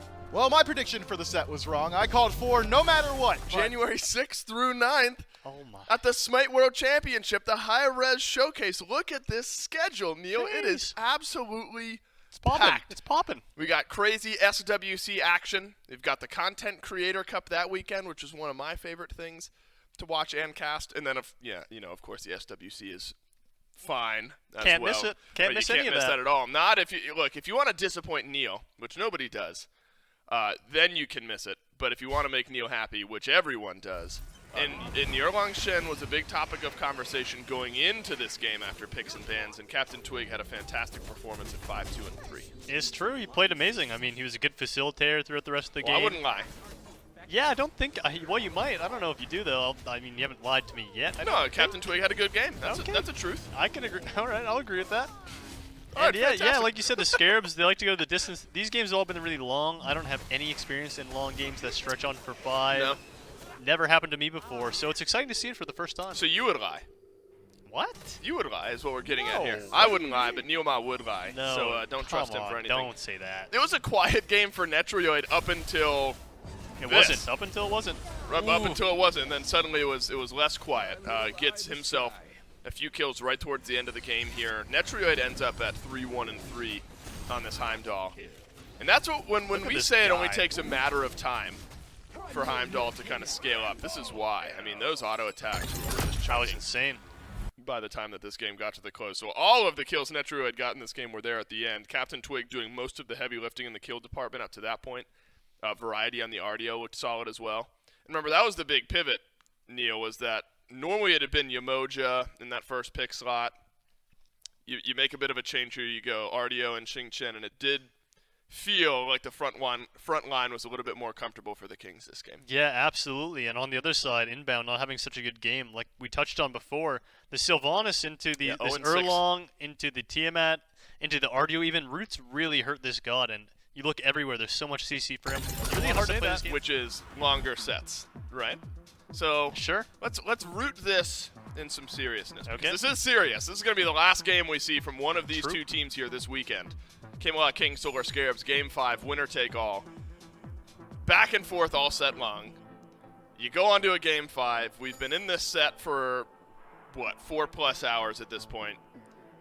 Are you experiencing some fatigue at this point if you're one of these players? Like right now, you have to kind of brush brush yourself off, refocus yourself and get ready because it's been a lot of Smite. Yeah, it has been a long day for a lot of these players, and when you're that focused for that long, it's hard to keep it up, right? Even things like I know in Game 5s at Worlds, there have been times where I'm like, oh, I'm so hungry, man. Like, I'm actually starving. And I started thinking, like, I'm gonna get something to eat after this. Like, who wants to order? Right. So, I mean, when it gets to these Game 5s, you don't have much time to get anything in between. You actually can start to falter a bit, whether that be, like, if you're hungry or if you just didn't get a good night's rest, who knows, right? But Game 5s, yeah, definitely no stranger to people maybe making lapses of judgments. Mistakes are definitely made towards the beginning of the set when you're warming up and towards the end of the set when you're getting a little bit fatigued for sure. Do you feel like these games, like Game 5 specifically, knockout games, winner take all, do you feel like they slow down? Like players are more risk averse and the game in general pumps the brakes a little bit? Maybe that's more team and player specific. But to me, it would seem like if I'm going into a Game 5, I'm chilling as long as I possibly can until, a team fight or something breaks out. But not every player is wired that way. Yeah, I feel like in really important LAN games, especially in tournaments, you actually do see players and teams play a lot more respectfully and play a lot more slowly. Just a little bit more sure-footed, I guess, trying not to make mistakes. People are afraid to be the first one to make an error and throw their team the game, right? So that is not something that's uncommon in tournaments for teams to be taking their foot off the gas and just playing a bit slower. We did want to touch on this, and that it's Jithens' birthday. Happy birthday. No, we're not doing it. To you. No, we're Jithens. Cut. Perfect. That was good. That was Great. solid by us. It is his birthday. So I think it is too. I've heard that. I have heard that. And I don't trust Jithens. I wouldn't tell a lie. You wouldn't tell a lie. Jithens would tell a lie. And he's saying You know what's it's also not not a lie? Jing Chen picked first. It's crazy. So you're the one rooting. You're reeling me back in here. What? I wouldn't do that. How the turntables here, Neil. You're right. Is it all that crazy though that Xing Chen gets first pick? Well, it's interesting throughout these best of fives. I mean, you go from the beginning of the draft till now, completely different. Jing Chen was not a priority pick at all. Was maybe picked a little bit later in the games, top 2, top 3, third pick even, but now first pick. It's really interesting to see throughout these best of fives how the meta develops within this little set. Yeah. Wow. And then Nike and Gab. Talk about a good front line here for the Solar Scarabs. Nike has just felt sure, felt true, felt very strong for whichever either team is able to grab that pick. And then Geb has been pretty prioritized one way or another, whether it's picks and bans. Not 100% pick ban, but still feels like gets looked at pretty often in the pick ban phase. And so the Solar Scarabs, I mean, both teams obviously prioritizing their front line early. But I feel like you're walking away from the first 2 picks with a Nike and a Geb, and you're feeling okay. Yeah, I think they're solid picks overall, but I think Geb specifically, he can always do his job of keeping someone alive, but when Geb is best is when you have good targets to lock down, specifically the front line. And when you look at Jing Chen already locked in, it's really not easy for Geb to do anything to Jing Chen. Jing Chen, if you have your jump up, you can dodge the 2, you can dodge the ult as well. I mean, it's not easy to walk down the Jing Chen. He could just run into your face, and that might not be able to do much. The Scarabs might not be able to do much to him, so we'll have to wait and see. Well, and this is just a run back so far for the Camelot Kings. Remember, they were in second pick in Game 4. They move into Game 5 in that first pick slot, and they're able to get the exact same thing that they got in second pick in Game 4. They get Xing Chen, Erlang Shen, Ardia, which is what they prioritized in the first 3 last time there as well. So the Camelot Kings very close to being able to run things back. There was a Tiamat earlier on in the draft, maybe shifting some things around, and Erlang Shen was the last pick, so that's really the big change. But the Amusen Cobb has suddenly surged into our conversation more so than I thought it would. It was Game 2 was the first time we saw it, and then Game 3 again, and then got banned out by the Solar Scarabs, now coming back into the pick ban phase. I guess AMC is in a good enough spot that the Scarabs feel confident in their ability to win. Yeah, AMC's ult is really getting to all these characters if you can connect. A cripple against Jing Chen, Erlang, and Ardio all does tremendous work. And like I was saying about the Geb, the matchups are really important, but Erlang and Ardio are both really good targets for you to blink and ult this Geb because you don't have a jump. If Erlang, you try and dash away, mink away, Ardio, same thing, you're always getting hit by that.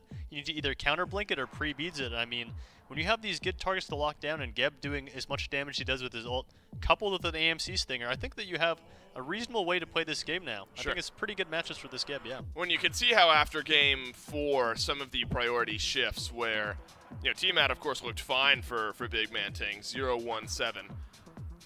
But the Erlong Shen looked better, and so the Kings realized they need to pick that before the Tiamat, and the Solar Scarabs then have the ability to ban away the Tiamat. Heimdall would have completed the full 5 run back for the Camelot Kings, but that'll also get banned away. So both of the carries for the Camelot Kings are going to have to draft something new here going into game number 5. And it looks like we are going back to double Hunter.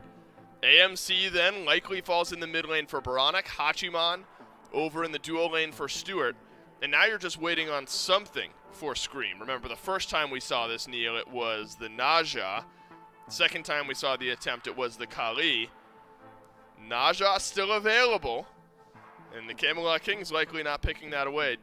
We can get to that pick here in a little bit. You start to look then at how the Kings want to reply. Because the Kings have already seen this style of comp, right? Yeah. So now it's their chance with a mid and a Hunter to try to answer some of it. Yeah, I think Nejal isn't a terrible pick for Solar Scarabs. I mean, with the AMC Stinger, like I said, it's good for sure. It's a good follow-up off the ult, which is important. It's good into Erlang and Ardio, good targets to get on. Interesting that we see them picking back Ullr on her Hubber as well. I'm not sure if that's actually going to get locked in, but, I mean, during a set, you just have to adapt and kind of let it rip, you know? And double Hunter, you just don't want to get out-pressured in Game 5, right? Are we letting it rip with Ullr on her? We are letting it rip Beyblade style. I guess. All right. Is there viability, do you think, in obviously we've already seen double Hunter in some capacity work earlier on. Maybe a little bit more diverse. You get Ardio and Xing Chen first for some magical damage, so maybe a little bit more spread out as far as magical versus physical goes. Do you think the King's composition can work? Because that is very unique, admittedly. We're used to seeing, you know, maybe one of Ullr or on her, but both of them on the same team is definitely unique. I think it most definitely can work. The AMC has no CC immunity in his kit, and they have a few different ways of CC, like Xing Chen ult, Ardio root, Erlang roots, Erlang taunts. They have a lot of CC to get on them. The Geb does counteract that a little bit, so I think that they still do have good ways to get on these ADCs. Whoa. But one thing I want to note is the Nike pick into double ADC. She obviously has her shield she can put up that mitigates autos completely, so that might be something important to come into play. Wouldn't make a definitive statement on this Poseidon jungle, so I will. Okay, what do you got? I think it goes pretty hard here. I think it is actually a legitimately very strong pick up against what's on the other side for the Camelot Kings. You got Captain Twig on Erlang Shen, who's gone for a blink very early on, which means you got pretty good odds of just 1v1ing him. If it's a blink engage from Captain Twig every time on a Scream, you simply beads the taunt, drop Kraken, and kill him before he gets the heal. And that's a pretty good strategy up against that. You've also got decent targets that are going to be easy to lock down, as you've got decent setup from inbound on the Skeb. I have got high expectations for Scream. Stewart being pushed back. Him and inbound have to roll away, but Netroid catches that rollout. Not going to be much more beyond there. But I think going back to this Poseidon, maybe something to talk about here, though. Scream gets picked off. First blood goes to Captain Twig, and maybe a second one as he dives under the tower, and a double kill on the board early as Captain Twig puts him down. I take it back. The fence-sitting cowardly desk was right to do so. I no longer have any expectations for this Poseidon. I just simply don't think that he is in a position now to make a deficit 2-0 first blood comeback. Captain Twig owns the jungle, and Scream is going to spend the entirety of the rest of this game on catch-up duty. That is tough stuff. Might have to do even more here. Stewart has to use the EI Jutsu to get out and away from this duo lane. And once again, Variety and SOT in their boxing match. This time it's Variety who comes up with the most help. As well, so you can get the full usage of your passive a little bit more consistently. A nice impale from Netroid actually drops inbound to just over 50% HP. And the Camelot Kings looking to reprise their exact same playstyle as last game. It is a lot of early game dominance, maybe a little bit more so this time around, as Captain Twig is legitimately massive.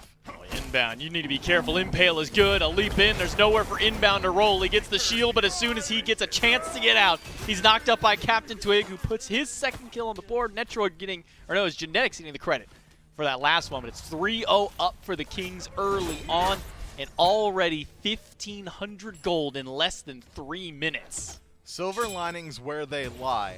As Captain Twig spent a lot of time trying to get involved on the left-hand side of the map, it's opened up the door for Scream to steal some farm, but double-edged sword, maybe just dies. Axe Toss is gone. The dash is going to be stopped by the Whirlpool. Variety with the last bits of his mana Great knockup. tries to hold him out, but SOT with a quick rotation over will instantly cancel out that channel. Additional movement speed, not only from his passive, but also from Doom Orb in that first slot. So rotation advantage should belong to the Scarabs. Captain Twig recognizing he's going to get aggressive. It's a quick Kraken coming out of Scream and the help of Inbound to put down Captain Twig and finally put the Scarabs on the board. And one thing I want to address, maybe, well, hold that thought, is Genetics even now rotating over, at least just to put some pressure towards this Reb, but he's going to stare down the barrel of 4 players from the Solar Scarabs. They will secure the red buff. But looking at the Poseidon jungle, you know, we've seen kind of what the new mid build looks like. This Book of the Dead, Book of Thoth, Soul Reaver, you know, Breastplate of Valor. We've seen what they do. But what kind of build path do we see come out of Scream here in the jungle? No shot. You just asked me to predict Scream's build. You know, man. that's fair. Scream. That's on me for trying to get into the mind of what Scream may or may not do in this existence. Genetics has to use the ultimate. He'll grab SOT. Probably wasn't expecting him to jump right in there, and SOT will turn around with an ultimate of his own. Genetics nowhere to go. Pushed back by the barrier, but now Twig. Captain Twig comes in. 2-man taunt.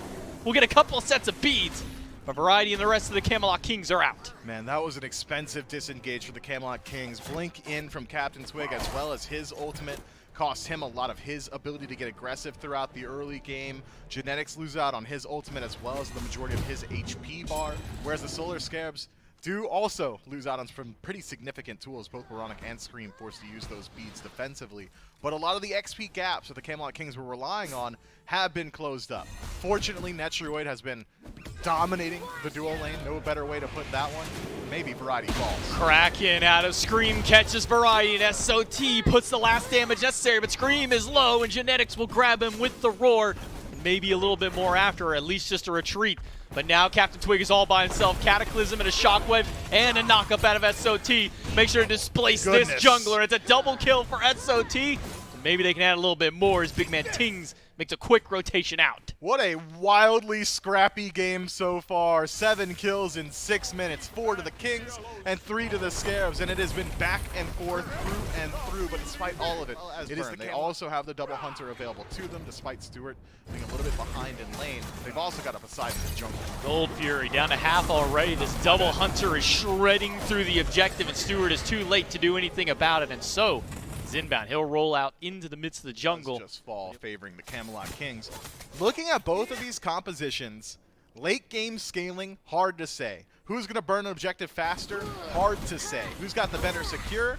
I'd say it's pretty easy to say that it's a team that has the Kraken, so late game coin tosses, they may just favor Scarabs. Inbound and a Kraken, and plus Boronic. Throw him in the midst there with that Stinger. He'll get a cooldown reset after picking up that kill. Evens up the kills, 4-4 now for the Solar Scarab. Scream manages to squeak by.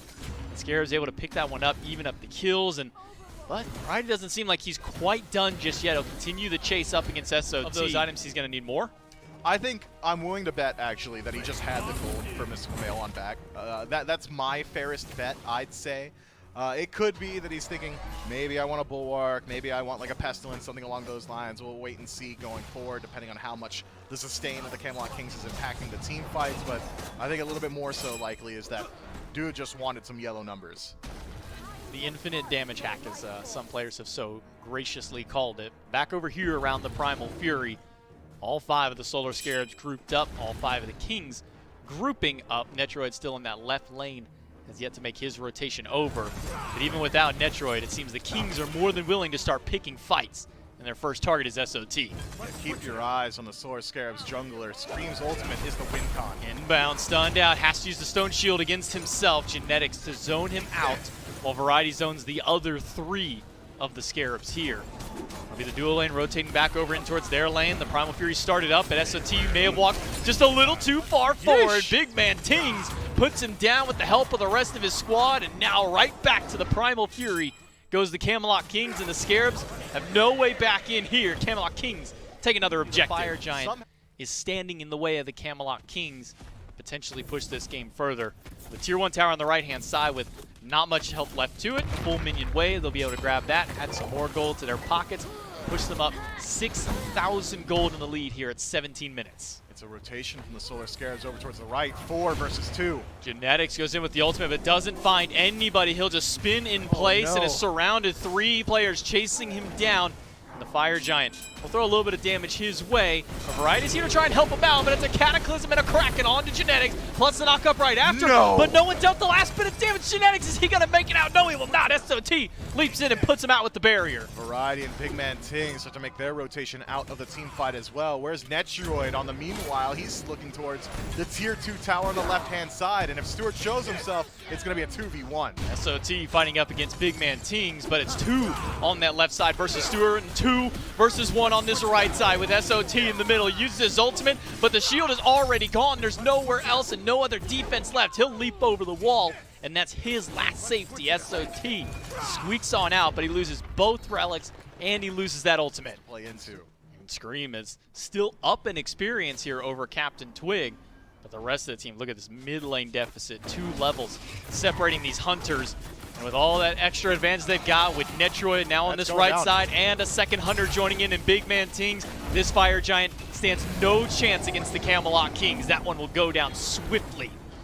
I just could not tell you the change up for the Camelot Kings. These guys have been sneaky in the studio. They're taking team meetings outside in the dark of night near the trees. I had to go let them back in so they could have their secret strategy meeting.